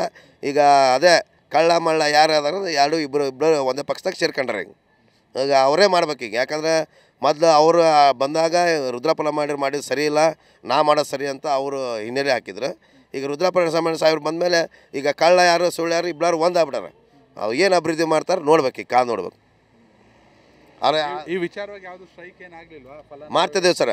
ಫಲಾನುಭವಿಗಳಿಗೆ ಸರ ಸತ್ತು ಹೋಗ್ಬಿಟ್ರೆ ಫಲಾನುಭವಿ ಕೇಳಾರ ಇಲ್ಲೇ. ಈಗ ಅವ್ರವ್ರ ಕಾರ್ಯಕರ್ತರು ಅವ್ರ ಅಭಿಮಾನಿಗಳು ಏನಂತಾರೆ, ನಮ್ಮ ಪಕ್ಷ ನಮ್ಮ ಹೆಮ್ಮೆ ಅಂತ ಅವರು ಅಡ್ಡಾಡಕತ್ತಾರೆ ಸರ. ಯಾರೊಬ್ಬರು ಬಡವ್ರ ಬಗ್ಗೆ ಕಿಂಚಿತ್ತು ಸರ. ಒಂದು ಉದಾಹರಣೆ ಹೇಳ್ತೀನಿ, ನಡ್ರಾಕ ಒಂದು ಪೈಪ್ಲೈನ್ ಕಾಮಗಾರಿ ಏನಪ್ಪ ಅಂದ್ರೆ ಇದು ಪೆಟ್ರೋಲ್ದು ಗ್ಯಾಸ್ ಪೈಪ್ಲೈನ್ ಅಂತೆ ಮನೆ ಮನೆಗೆ ಕೊಡುವಂಥ ಯೋಜನೆ. ರಸ್ತೆ ಮಧ್ಯದಲ್ಲೇ ತೆಗೆದ್ರೆ ಇಡೀ ನಮ್ಮ ಶಾಸಕರಿಗೆ ಫೋನ್ ಮಾಡಿದ ಸಹಿತ ಅದಕ್ಕೆ ಅಡ್ಡ ಹಚ್ಚಕ್ಕೆ ಹೋಗ್ಬೇಡ್ರಿ, ಅದು ಉಪಯೋಗದ ಕೆಲಸ ಅಂತೇಳಿ ಇಲ್ಲೇ ನೋಡಿರಿ ನೀವು. ರಸ್ತೆನ ಸೆಂಟ್ರಲ್ ಆಗಿದ್ದಾರೆ ಸರ್.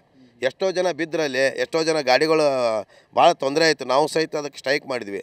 ಆದರೆ ನಮಗೆ ರಾತ್ರಿ ಫೋನ್ ಮಾಡ್ತಾರೆ, ನೀವು ಸ್ಟ್ರೈಕ್ ಮಾಡೋಕ್ಕೆ ಹೋಗ್ಬೇಡ್ರಿ, ಅಂಥವಕ್ಕೆಲ್ಲ ವಿರೋಧ ಮಾಡಿರಿ ಅಂತೇಳಿ ಹೇಳ್ತಾರೆ ಸರ್. ವಿರೋಧ ಮಾಡಬೇಡ್ರಿ, ನಾವು ನಿಮ್ಮನ್ನ ವಿರೋಧ ಮಾಡಿದ್ರೆ ನಮ್ಮ ಮೇಲೆ ಕೇಸ್ ಹಾಕ್ತೀವಿ ಅಂತೇಳಿ ಈ ರೀತಿ ಹೋರಾಟ ಮಾಡೋರಿಗೆ ಹತ್ತಕ್ಕುವಂಥ ಪ್ರಯತ್ನ ಇಲ್ಲಿ ನಡೆದೈತೆ ಸರ್. ಥ್ಯಾಂಕ್ ಯು ಸರ್, ಒಳ್ಳೆ ಮಾಹಿತಿ ಕೊಟ್ರಿ. ಸತೀಶ್ ಮಡಿವಾಳರ್ ಅಂತೇಳಿ ಹಾವೇರಿ ಜಿಲ್ಲೆಯಾಗಿ 26 ವರ್ಷ ಆಯ್ತು. ಇದೇ ಜಿಲ್ಲೆ ಆದಾಗ ಇನ್ನೂ 3-4 ತಾಲೂಕುಗಳು ಸೇರಿ ಜಿಲ್ಲೆ ಆಗಿತ್ತು. ಅಂದ್ರೆ ಮೋಸ್ಟ್ಲಿ ಗದಗ, ಈ ಕೊಪ್ಪಳ ಇರ್ಬೋದು, ಎಟ್ ಟೈಮ್ ಜಿಲ್ಲೆ ಆಗಿದ್ವು. ಆ ಗದಗಿಗೂ ಆ ಕೊಪ್ಪಳಕ್ಕೂ ನಮ್ಮ ಹಾವೇರಿ ಸೇರಿಸಿದೆ ಅಂದ್ರೆ ನಮ್ಮ ಹಾವೇರಿ ಜಿಲ್ಲಾ ಸರ್. ಆದ್ರೆ ನಾವೆಲ್ಲರೂ ಇದೊಂದು ದೊಡ್ಡ ಹಳ್ಳಿ ಅಂತ ತಿಳ್ಕೊಂಡೇವಿ. ಅಂದ್ರೆ ಯಾವುದೇ ಥರದ ಫ್ಯಾಕ್ಟ್ರೀಸ್ ಇಲ್ಲ, ಫ್ಯಾಕ್ಟ್ರಿಗಳಿಲ್ಲ. ಆಮೇಲೆ ಈಗ ನೋಡ್ರಿ ಇಲ್ಲೇ ಯೂನಿವರ್ಸಿಟಿ ಆಗೈತಿ, ಯಾವುದೋ ಇದು ವಿಶ್ವವಿದ್ಯಾಲಯ ಆಗೈತಿ. ಅಲ್ಲೇ ಹೊಸಳ್ಳಿ ಅಂತಲೇ ಅಲ್ಲಿ ಒಳಗಾಗೈತೆ ಸರ್. ಅಲ್ಲಿ ಹೋಗಲಿಕ್ಕೆ ಬಸ್ಸು ಇಲ್ಲ, ಯಾವುದೇ ವ್ಯವಸ್ಥೆಗಳಿಲ್ಲ. ಅಲ್ಲೆಲ್ಲ ಲೇಡೀಸ್ ನಿಂದಿರ್ತಾರೆ. ಇಲ್ಲಿಂದ ಸುಮಾರು 3 ಕಿಲೋಮೀಟ್ರ್ ನಡ್ಕೊಂತ ಹೋಗ್ಬೇಕು. ಸಾಯಂಕಾಲ 5:30 6 ಗಂಟೆಗೆ ಬರ್ತಾರೆ, ಕತ್ಲು.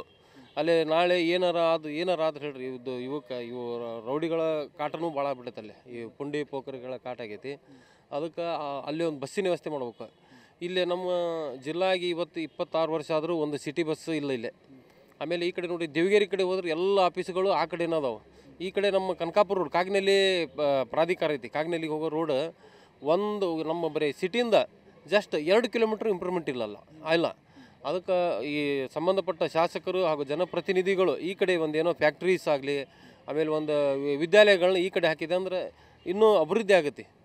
ಈ ಕಡೆ ಅಭಿವೃದ್ಧಿನೇ ಇಲ್ಲ ಸರ್, ಭಾಳ ಅಂದ್ರೆ ಭಾಳ ಕುಂಠಿತೈತೆ ಅಭಿವೃದ್ಧಿ. ಆ ಕಡೆ ಈ ಕನಕಾಪುರ ರೋಡ್ ಕಡೆ ಕಾಗಿನೆಲ್ಲಿಗೆ ಹೋಗತ್ತಿರೋದು ಕುಂಠಿತೈತಿ. ಆಮೇಲೆ ಈ ಕಾರ್ಖಾನೆಗಳಿಲ್ಲ, ಫ್ಯಾಕ್ಟ್ರಿ ಕಾರ್ಖಾನೆಗಳು ಬಂದೆ ಅಂದ್ರೆ ಈ ನಿರುದ್ಯೋಗ ಸಮಸ್ಯೆಯನ್ನು ಬಗೆಹರಿಸ್ಬೋದು. ಇಷ್ಟು ದಿನ ಬಂದಂಥ ಶಾಸಕರಾತು ಹಾಗೂ ಮಿನಿಸ್ಟರ್ ಈ ಫ್ಯಾಕ್ಟ್ರಿಗಳ ಥರ ಕೆಲಸನ ಮಾಡಲಿಲ್ಲ ಅಂದ್ರೆ ನಿರುದ್ಯೋಗಿಗಳು ಇಲ್ಲಿ ಭಾಳ ಐತ್ರಿ ನಿರುದ್ಯೋಗ. ಎಲ್ಲರೂ ದುಡಿಯೋಕೆ ಬೆಂಗಳೂರಿಗೆ ಹುಬ್ಳಿ ಹೋಗ್ತಾರೆ. ಆಮೇಲೆ ಇದೇನಾಗಿ ಸರ ಈ ಕಡೆ ಹುಬ್ಬಳ್ಳಿ 70 ಕಿಲೋಮೀಟ್ರ್, ದಾವಣಗೆರೆ 70 ಕಿಲೋಮೀಟ್ರ್. ಒಂದು ಶಾಪಿಂಗಿಗಾಗಲಿ ಎಲ್ಲರೂ ಹುಬ್ಳಿಗೆ ಹೋಗ್ತಾರೆ. ಆಮೇಲೆ ವಿದ್ಯಾರ್ಥಿಗಳು first year second year admission ಮಾಡ್ಕೊಂಡು ದಾವಣಗೆರೆ ಹೋಗ್ತಾರೆ. ಇಲ್ಲೇನಾಗೈತೆ ಅಂದ್ರೆ ಎಲ್ಲ ಇಲ್ಲಿ ಕುಂಠಿತಾಗೈತೆ. ನಾವೇನು ಹೇಳೋಕ್ಕೆ ಇಷ್ಟಪಡ್ತಾನೆ ಅಂದ್ರೆ ಇಲ್ಲೇ ಕಾಲೇಜು ಸ್ಕೂಲು ಒಳ್ಳೆ ಹಾಸ್ಪಿಟ್ಲ್ ಆಗ್ಬೇಕಂತ ಆಗ್ರಹ ಮಾಡ್ತೀನಿ. ಶಾಸಕರು ಸಿಗ್ತಾರ ಕೈಗೆ? ಶಾಸಕರು ಈಗ ಅವ್ರು ಸ್ವಲ್ಪ ಆರಾಮಿಲ್ಲ ಅಂಥೇಳಿ, ಆರೋಗ್ಯ ಸಮಸ್ಯೆ ಅಂಥೇಳಿ ನಮಗಂತೂ ಈಗ 1 ತಿಂಗಳಾತ್ರಿ ನೋಡಿಲ್ಲ ನಾವು. ಮುಂದಿನ ದಿನಗಳು ಸಿಗ್ಬೋದು. ಈಗ ಸರ್ಕಾರ ಬಂದು 1.5 ವರ್ಷ ಆಯಿತು. ಈ ಸರ್ಕಾರ ಬಂದು ಇನ್ನು 3.5 ವರ್ಷ ಇದೆ. ಪ್ರಮುಖವಾಗಿ ಏನಾಗಬೇಕು? ಅದೇ ನಾನು ಹೇಳಿದ್ನಲ್ಲ ಸರ್, ಕಾರ್ಖಾನೆಗಳಾಗಬೇಕು. ಆಮೇಲೆ ಈ ಕಡೆ ಕಾಗಿನೆಲ್ಲಿ ಕಡೆ ಇದೆಲ್ಲ ವಿಶ್ವವಿದ್ಯಾಲಯಗಳಾಗಬೇಕು. ಆಮೇಲೆ ಇವು ಬಸ್ಸುಗಳು ಬಿಟ್ಟಿಲ್ಲ, KSRTC ಆವು. ಆಮೇಲೆ ಸರ್ ಭಾಳ ಕುಂಠಿತೈತಿ. ಮುಂದೆ ಬಂದಂಥ ಜನಪ್ರತಿನಿಧಿಗಳು ಹಾಗೂ ಸಂಬಂಧಪಟ್ಟ ಅಧಿಕಾರಿಗಳು ಇಲ್ಲಿ ಇಂಪ್ರೂವ್ಮೆಂಟ್ ಮಾಡೋಕ್ಕೆ ಏನು ಬೇಕು ಅನ್ನೋದು ಅವ್ರಿಗೆ ಗೊತ್ತಿರುತ್ತೆ. ಅದು ರಾಜಕೀಯ ವ್ಯಕ್ತಿಗಳು ಅದನ್ನು ತಂದೆ ಅಂದ್ರೆ ಈ ಹಾವೇರಿ ಜನತೆಗೆ ಅಭಿವೃದ್ಧಿ ಪಡಿಸೋಕೆ ಅವ್ರು ಮುಖ್ಯ ಕಾರಣೀಭೂತರಾಕಾರ ಅಂತ ಹೇಳಕ್ಕೆ ಇಷ್ಟಪಡ್ತೀನಿ. Thank you sir. ನಿಮ್ಮ ಹೆಸರು? ಗುಡ್ಡನಗೌಡ ಅಂದಾನಿಗೌಡ ಅಂತಂದ್ರೆ. ಹೇಗಿದೆ ಸರ್ ನಿಮಗೆ ರಾಜಕೀಯ ಚೆನ್ನಾಗಿ ಗೊತ್ತಿರೋ? ಸಾಕಷ್ಟು ಚುನಾವಣೆ ನೋಡಿರ್ತೀರ, ಸಾಕಷ್ಟು ಶಾಸಕರು ನೋಡಿರ್ತೀರ. ಈಗಿನ ಶಾಸಕರು ಏನು ಕೆಲಸ ಮಾಡಬೇಕು? ಈಗಿನ ಶಾಸಕರು ಸದ್ಯ ನಮ್ಗೆ ಹಾವೇರಿ ಇಂಪ್ರೂವ್ಮೆಂಟ್ ಅಂದ್ರೆ ಕುಡಿಯೋ ನೀರಿಂದ ಯೋಜನೆಗಳನ್ನು ಫಸ್ಟ್ ಕೈಗೆ ಎತ್ಕೋಬೇಕು. ಅಂದ್ರೆ ಈಗ ನಮ್ಮಲ್ಲಿ ಹಾವೇರಿ ಬರ್ಬೇಕಂತಂದ್ರೆ ಕುಡಿಯೋ ನೀರಿಂದ ಫಸ್ಟ್ ಕೇಳ್ತಾರೆ. ಕುಡಿಯೋ ನೀರಿಂದು ಮತ್ತು ರಸ್ತೆ ಗಟ್ರ ಇವನ್ನ ಅಭಿವೃದ್ಧಿ ಪಡಿಸಿದ್ರೆ ಅಂದ್ರೆ ದಾವಣಗೆರೆ, ರಾಣೆಬೆನ್ನೂರು ಅಥವಾ ಹುಬ್ಳಿಗೆ ಹೋಗೋಂಥ ಜನ ಇಲ್ಲೇ ವಾಸವಾಗ್ತಾರೆ ಅನ್ನೋದು ನಮ್ಮ ಉದ್ದೇಶ. ಹ್ಞೂ. ಇಲ್ಲಿರೋಂಥ ಜ್ವಲಂತ ಸಮಸ್ಯೆ ನಿಮ್ಮ ಪ್ರಕಾರ? ಮೊದಲು ಉದ್ಯೋಗ ರೀ. ವಿದ್ಯಾರ್ಥಿಗಳಿಗೆ ಈಗ ಕಾಲೇಜು ಡಿಗ್ರಿ ಅವನ್ನೆಲ್ಲ ಮುಗಿಸಿರ್ತಾರೆ, ಅವರಿಗೆ ಕೆಲಸ ಸಿಗ್ತಿರಲ್ಲ ಅಂತ ಕೈಗಾರಿಕೆಗಳನ್ನು ತರಬೇಕು. ಮತ್ತು ಆಗಲೇ ಹೇಳಿದ್ವಲ್ಲ, ಕುಡಿಯೋ ನೀರಿಂದ ಭಾಳ ಪ್ರಾಬ್ಲಮ್ ಇರೋದು. 15 ದಿನ ಅಥವಾ 10 ದಿನಕ್ಕೊಮ್ಮೆ ಬಿಡ್ತಾರೆ. ಅದು ಪ್ರತಿ 24x7 ಬಂತಂತಂದರೆ ನೆಕ್ಸ್ಟ್ ವಿದ್ಯಾರ್ಥಿಗಳದ್ದು ಅವರಿಗೆ ಕೆಲಸ, ಈಗ ಕಾಲೇಜ್ ವಿದ್ಯಾರ್ಥಿಗಳು ಮುಗಿಯತ್ತಿಗೆ ಕಾಲೇಜ್ ಅವ್ರಿಗೆ ಯಾವುದಂದ್ರೆ ಕೆಲಸ ಅವಕಾಶ ಸಿಕ್ತಂತಂದರೆ ಇಲ್ಲಿ ಮಹಿಳೆಯರಿಗೆ ಗಾರ್ಮೆಂಟ್ಸು, ಎಸ್ ಅದೇ ಕೈಗಾರಿಕೆ ಅಂದರೆ ಎಲ್ಲ ಬಂದುಬಿಡ್ತಾರಲ್ರಿ. ಆ ಥರ ಮಾಡಿದ್ವಿ ಅಂತಂದ್ರೆ ಜನ ಹಾವೇರಿ ಒಳಗೆ ನಿಲ್ತಾರೆ. ಶಾಸಕರು ನಿಲ್ತಾರ ಫಸ್ಟ್ ಇಲ್ಲಿ ಸರ್? ಜನರ ಜೊತೆ ಇರ್ತಾರೆ. ಈಗ ಸದ್ಯ ಸಭಾಪತಿ ಆದಮೇಲೆ ಆಮೇಲೆ ಅವ್ರಿಗೆ ಇಲೆಕ್ಷನ್ ಆದಮೇಲೆ ಸ್ವಲ್ಪ ಹುಷಾರಿರಲಿಲ್ಲ. ಒಂದಿಷ್ಟು ದಿನ ಇದಕ್ಕೆ ಹೋದ್ರು ಮತ್ತು ಜರ್ಮನಿ ಕಾರ್ಯಕ್ರಮಕ್ಕೆ ಹೋಗಿದ್ರು. ಪ್ರತಿ ಸಂಡೇ ಹಿಂಗೆ ಸಿಗ್ತಾರೆ. ವಾರಕ್ಕೊಂದೇ ದಿನ ಸಿಗ್ತಾರೆ. ಈಗ ಸದ್ಯ ಸಿಗ್ತಾರೆ. ನೆಕ್ಸ್ಟ್ ಈಗ ಇದು ಮುಗಿಯತ್ತಿಗೆ ಇಲ್ಲೇ ಬಂದು ಉಳ್ಕೊಂತಾರಂತ. ಎಲ್ಲ ಜನಸಾಮಾನ್ಯರು ಹೋಗಿ ಏನಾರು ಹೇಳಿದ್ರೆ ಸಮಸ್ಯೆ ಬಗೆಹರಿಸೋ ಕೆಲಸ ಆಗುತ್ತೆ. ಹೌದು. Thank you sir. Thank you. ಹೆಸರು? ನವೀನ್ ಗೌಡ ಅಂತ. ಹೇಗಿದೆ ಹಾವೇರಿ ನಿಮ್ಮ ಪ್ರಕಾರ? ಹಾವೇರಿ ಅಭಿವೃದ್ಧಿ ವಿಚಾರದಲ್ಲಿ ಸ್ವಲ್ಪ ಹಿನ್ನಡೆ ಆಗಿದೆ. ಹಾವೇರಿ ಜಿಲ್ಲೆ ಸುಮಾರು 27 ವರ್ಷಗಳಾಗಿ, ಜಿಲ್ಲೆಯಾಗಿ 27 ವರ್ಷ ಆದರೂ ಕೂಡ ಮೂಲಭೂತ ಸೌಕರ್ಯಗಳಿಂದ ವಂಚಿತ ಆಗಿದೆ. ಸಾಕಷ್ಟು ಅಭಿವೃದ್ಧಿ ಕೆಲಸ ಕಾರ್ಯಗಳಾಗಬೇಕು. ಯಾವುದೇ ಸರ್ಕಾರ ಅಥವಾ ಯಾವುದೇ ಪಕ್ಷದ ಶಾಸಕರು ಬಂದರೂ ಕೂಡ ಸ್ಥಳೀಯ ಆಸಕ್ತಿಯನ್ನು ವಹಿಸಬೇಕು. ಹಾವೇರಿ ನಗರದಲ್ಲಿ 31 ವಾರ್ಡ್ಗಳಿದ್ದರೂ ಕೂಡ ಇದುವರೆಗೂ ಸರಿಯಾಗಿರ್ತಕ್ಕಂಥ ಮೂಲಭೂತ ಸೌಕರ್ಯಗಳನ್ನು ಒದಗಿಸಿಕೊಳ್ಳಿಕ್ಕೆ ಯಾವುದೇ ಸರ್ಕಾರ ಆಯಿತು ಅಥವಾ ಯಾರೇ ಶಾಸಕರಾಯಿತು ಪ್ರಯತ್ನ ಪಡ್ತಾ ಇದ್ದಾರೆ ಹೊರತು ಫಲ ಸಿಗ್ತಾ ಇಲ್ಲ. ಹಾಗಾಗಿ ದಯವಿಟ್ಟು ನಾನು ಉಪಸಭಾಪತಿಗಳು ಮಾನ್ಯ ಶಾಸಕರಾಗಿರ್ತಕ್ಕಂಥ ರುದ್ರಪ್ಪ ಲಮಾಣಿ ಅವರಿಗೆ ನಾನು ಮಾಧ್ಯಮದ ಮುಖಾಂತರವಾಗಿ ಮನವಿಯನ್ನು ಮಾಡ್ತಾ ಇದ್ದೀನಿ. ದಯವಿಟ್ಟು ಹಾವೇರಿ ನಗರಕ್ಕೆ ವಿಶೇಷವಾಗಿರ್ತಕ್ಕಂಥ ಒಂದು ಪ್ಯಾಕೇಜನ್ನು ತೆಗೆದುಕೊಂಡು ಬರೋದರಿಂದ ಮೂಲಭೂತ ಸೌಕರ್ಯಗಳನ್ನು ಒದಗಿಸಿಕೊಟ್ಟಾಗ ಆಗ್ತದೆ. ಸ್ಥಳೀಯವಾಗಿ ನಮಗೆ ವಿಶೇಷವಾಗಿ ಇವತ್ತು ನಮ್ಮ ಮಕ್ಕಳು BA BCom ಡಿಗ್ರಿ ಮುಗಿಸ್ಕೊಂಡು ದೂರದ ಬೆಂಗಳೂರಿಗೋ ಮತ್ತೊಂದು ಕಡೆಗೂ ದುಡಿಯೋಕ್ಕೆ ಹೋಗ್ತಾ ಇದ್ದಾರೆ, ಕೆಲಸ ಕಾರ್ಯಗಳಿಗೆ ಹೋಗ್ತಾ ಇದ್ದಾರೆ. ಸ್ಥಳೀಯವಾಗಿ ಇಂಡಸ್ಟ್ರಿಯಲ್ ಸೆಕ್ಟರ್ ಡೆವಲಪ್ ಆಗೋದ್ರಿಂದ ಉದ್ಯೋಗಾವಕಾಶಗಳು ದೊರಕ್ತದೆ. ನಮ್ಮ ಮಕ್ಕಳು ಇಲ್ಲೇ ಓದ್ತಾರೆ, ಇಲ್ಲೇ ಅವ್ರ ಕೆಲಸ ಕಾರ್ಯಗಳನ್ನು ಮಾಡ್ಕೊಂಡು ಇಲ್ಲೇ ಅವ್ರ ಬದುಕನ್ನು ಕಟ್ಕೊಳ್ಳಿ. ಹಾವೇರಿ ನಗರ ವಿಶೇಷವಾಗಿ ಅಭಿವೃದ್ಧಿ ಪಥದತ್ತ ಸಾಗಲಿ. ಹಾಗೆ ಹಾವೇರಿ ವಿಧಾನಸಭಾ ಕ್ಷೇತ್ರಕ್ಕೆ ನೂರಾರು ಐತಿಹಾಸಿಕ ದೊಡ್ಡ ದೊಡ್ಡ ಕೆರೆಗಳಿದ್ದಾವೆ. ಅದಕ್ಕೆ ವಿಶೇಷವಾಗಿರ್ತಕ್ಕಂಥ ಅನುದಾನವನ್ನು ತೆಗೆದುಕೊಂಡು ಬಂದು ಅದನ್ನು ಹೂಳೆತ್ತಿ ಅದನ್ನು ಕುಡಿಯೋ ನೀರಿಗಾದರೂ ಬಳಕೆ ಮಾಡ್ಕೋಬೋದು, ಅಥವಾ ವ್ಯವಸಾಯಕ್ಕೆ ಆದರೂ ಬಳಕೆ ಮಾಡ್ಕೊಳ್ಬೋದು, ಅಥವಾ ಇತರೆ ಜಾನುವಾರಿಗೂ ಕೂಡ ಅನುಕೂಲ ಆಗ್ತದೆ. ದಯವಿಟ್ಟು ಇದ್ರ ಕಡೆಗೆ ಶಾಸಕರು ಗಮನ ಹರಿಸಬೇಕು. ಸರ್ಕಾರ ಕೂಡ ನಮಗೆ ಹಾವೇರಿ ಜಿಲ್ಲೆಗೆ ವಿಶೇಷ ಪ್ಯಾಕೇಜನ್ನು ಘೋಷಣೆ ಮಾಡಿ ಸಮಗ್ರ ಅಭಿವೃದ್ಧಿಗೆ ರಾಜ್ಯದಲ್ಲಿ ಹಾವೇರಿ ಜಿಲ್ಲೆ ಕೂಡ ಒಂದು ಅಭಿವೃದ್ಧಿ ಹೊಂದಿದ ಜಿಲ್ಲೆ ಆಗಲಿ ಅಂತ ನಾನು ಮಾಧ್ಯಮದ ಮುಖಾಂತರವಾಗಿ ಮಾನ್ಯ ಸರ್ಕಾರಕ್ಕೆ ಮನವಿಯನ್ನು ಸಲ್ಲಿಸ್ತಾ ಇದ್ದೀನಿ.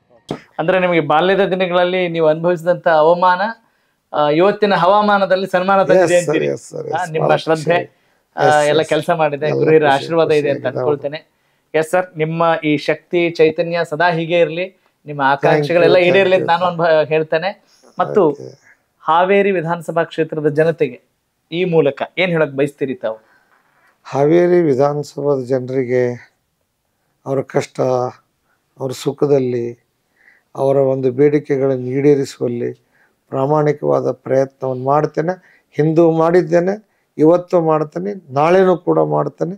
ಆ ದಿಶೆಯಲ್ಲಿ ಅವ್ರ ಜೊತೆ ಯಾವತ್ತೂ ನಾನು ಒಬ್ಬ ಅಣ್ಣನಾಗಿ ತಮ್ಮನಾಗಿ ನನ್ನ ಜವಾಬ್ದಾರಿಯನ್ನು ನಿರ್ವಹಿಸುತ್ತೇನೆ. Thank you sir, thank you so much. ನಿಮ್ ಜೊತೆ ಮಾತಾಡಿ ಬಹಳ ಸಂತೋಷ ಆಯ್ತು. ಒಳ್ಳೆ ಟೈಮಿಗೆ ಕರೆಕ್ಟ್ ಆಗಿ ಬಂದೆ ನೀನು. ನಾನು ಒಂಚೂರು ಊಟನೂ ಹೊಡೆದ್ ಬಂದೆ, ನೀವು ಎಲ್ಲರೂ ಊಟ. ಎಸ್ ಸರ್, ಆಯ್ತು, ಊಟ ಆಯ್ತು. ನಿಮ್ ಜೊತೆ ಮಾತಾಡಿದ್ದು ಇನ್ನು ಭೂರಿ ಭೋಜನ ಆದಂಗೆ ಆಯ್ತು, ಬಹಳ ಖುಷಿ ಆಯ್ತು. Thank you so much. ಸ್ನೇಹಿತರೆ, ಗಮನಿಸಿದ್ರಲ್ಲ, ಒಬ್ಬ ಸಹೃದಯಿ ಸಜ್ಜನ ರಾಜಕಾರಣಿ ಅಂತ ನಾ ಬಾಯ್ಬಿಟ್ಟು ಹೇಳ್ಬೇಕಾಗಿಲ್ಲ. ಅವರ ಮಾತುಗಳನ್ನ ಮತ್ತು ಅವರ ಭಾವನೆಯನ್ನ ಅವರು ಎಕ್ಸ್ಪ್ರೆಸ್ ಮಾಡೋ ರೀತಿಯನ್ನ ನೋಡಿದಾಗ ಪ್ರತಿಯೊಬ್ಬ ಮನುಷ್ಯನಿಗೂ ಅನ್ಸುತ್ತೆ ಎಂಥ ಸಹಜವಾದಂಥ ವ್ಯಕ್ತಿತ್ವವನ್ನು ಇವ್ರು ಹೊಂದಿದ್ದಾರೆ. ಇಷ್ಟು ದೊಡ್ಡ ಮಟ್ಟದ ರಾಜಕಾರಣದ ಒಂದು ಅವಧಿಯನ್ನ ಅನುಭವಿಸಿದ್ರು ಕೂಡ ಯಾರಿಗೂ ಕೂಡ ನೋಯಿಸದೆ, ಏನಾದ್ರೂ ಸವಾಲ್ ಬರ್ಲಿರಿ, ಪಾಪ ಅವ್ರಿಗೆ ಕಷ್ಟ ಅದ, ಅದನ್ನ ನಾವು ನೆರವೇರಿಸಿದ್ರೆ ಸಾಕು ಅನ್ನುವ ಮಹದಾಸೆಯನ್ನು ಹೊತ್ಕೊಂಡು ಪ್ರಾಮಾಣಿಕ ಪ್ರಯತ್ನ ಮಾಡ್ತೀನಿ ರೀ. ಕೆಲವೊಂದು ಕೆಲಸ ಆಗಿಲ್ಲ, ಕೆಲವೊಂದು ಕೆಲಸ ಆಗ್ಬೇಕಾಗದ ಅನ್ನುವ ಒಂದು ಎಲ್ಲೂ ಒಳಗೊಂದು ಹೊರಗೊಂದು ಇಲ್ಲದೆ ಮಾತನಾಡಿದ್ದಾರೆ. ಹಾಗಾಗಿ ನಿಮ್ಮ ಸಹಕಾರ ಕೂಡ ಅವರಿಗೆ ಬೇಕು ಅನ್ನುವ ಮಾತುಗಳನ್ನು ಆ ಮೂಲಕ ಹೇಳ್ತಾ ಇದ್ದಾರೆ. ಸದಾ ಸಕ್ರಿಯರಾಗಿರುವಂಥ ಶ್ರೀಯುತ ರುದ್ರಪ್ಪ ಲಮಾಣಿ ಸರ್ ಅವರಿಗೆ ತುಂಬಾ ಒಳ್ಳೇದಾಗ್ಲಿ, ಆ ಕ್ಷೇತ್ರದ ಜನತೆಗೂ ಕೂಡ ಒಳ್ಳೇದಾಗ್ಲಿ. ನಿಮ್ಮ ಅಹವಾಲುಗಳು, ನಿರೀಕ್ಷೆಗಳು, ಸವಾಲುಗಳು ಏನೇ ಇದ್ರೂ ಕೂಡ ನೀವು ಕಮೆಂಟ್ ಮಾಡೋ ಮೂಲಕ ತಿಳಿಸಿದ್ರೆ ಖಂಡಿತವಾಗ್ಲೂ ಅದನ್ನ ರುದ್ರಪ್ಪ ಲಮಾಣಿ ಅವರು ಸ್ಪಂದಿಸ್ತಾರೆ ಅಂತ ಹೇಳ್ತಾ ಈ ಹೊತ್ತಿನ ಕಾರ್ಯಕ್ರಮ ಮುಗಿಸ್ತಾ ಇದ್ದೀನಿ. ನಾನು ನಿಮ್ಮ ರಾಘವ ಸೂರ್ಯ, ನಮಸ್ಕಾರ. ಕನೆಕ್ಟ್ ಕರ್ನಾಟಕ, ಇದು ನಿಮ್ಮ ನೆಟ್ವರ್ಕ್.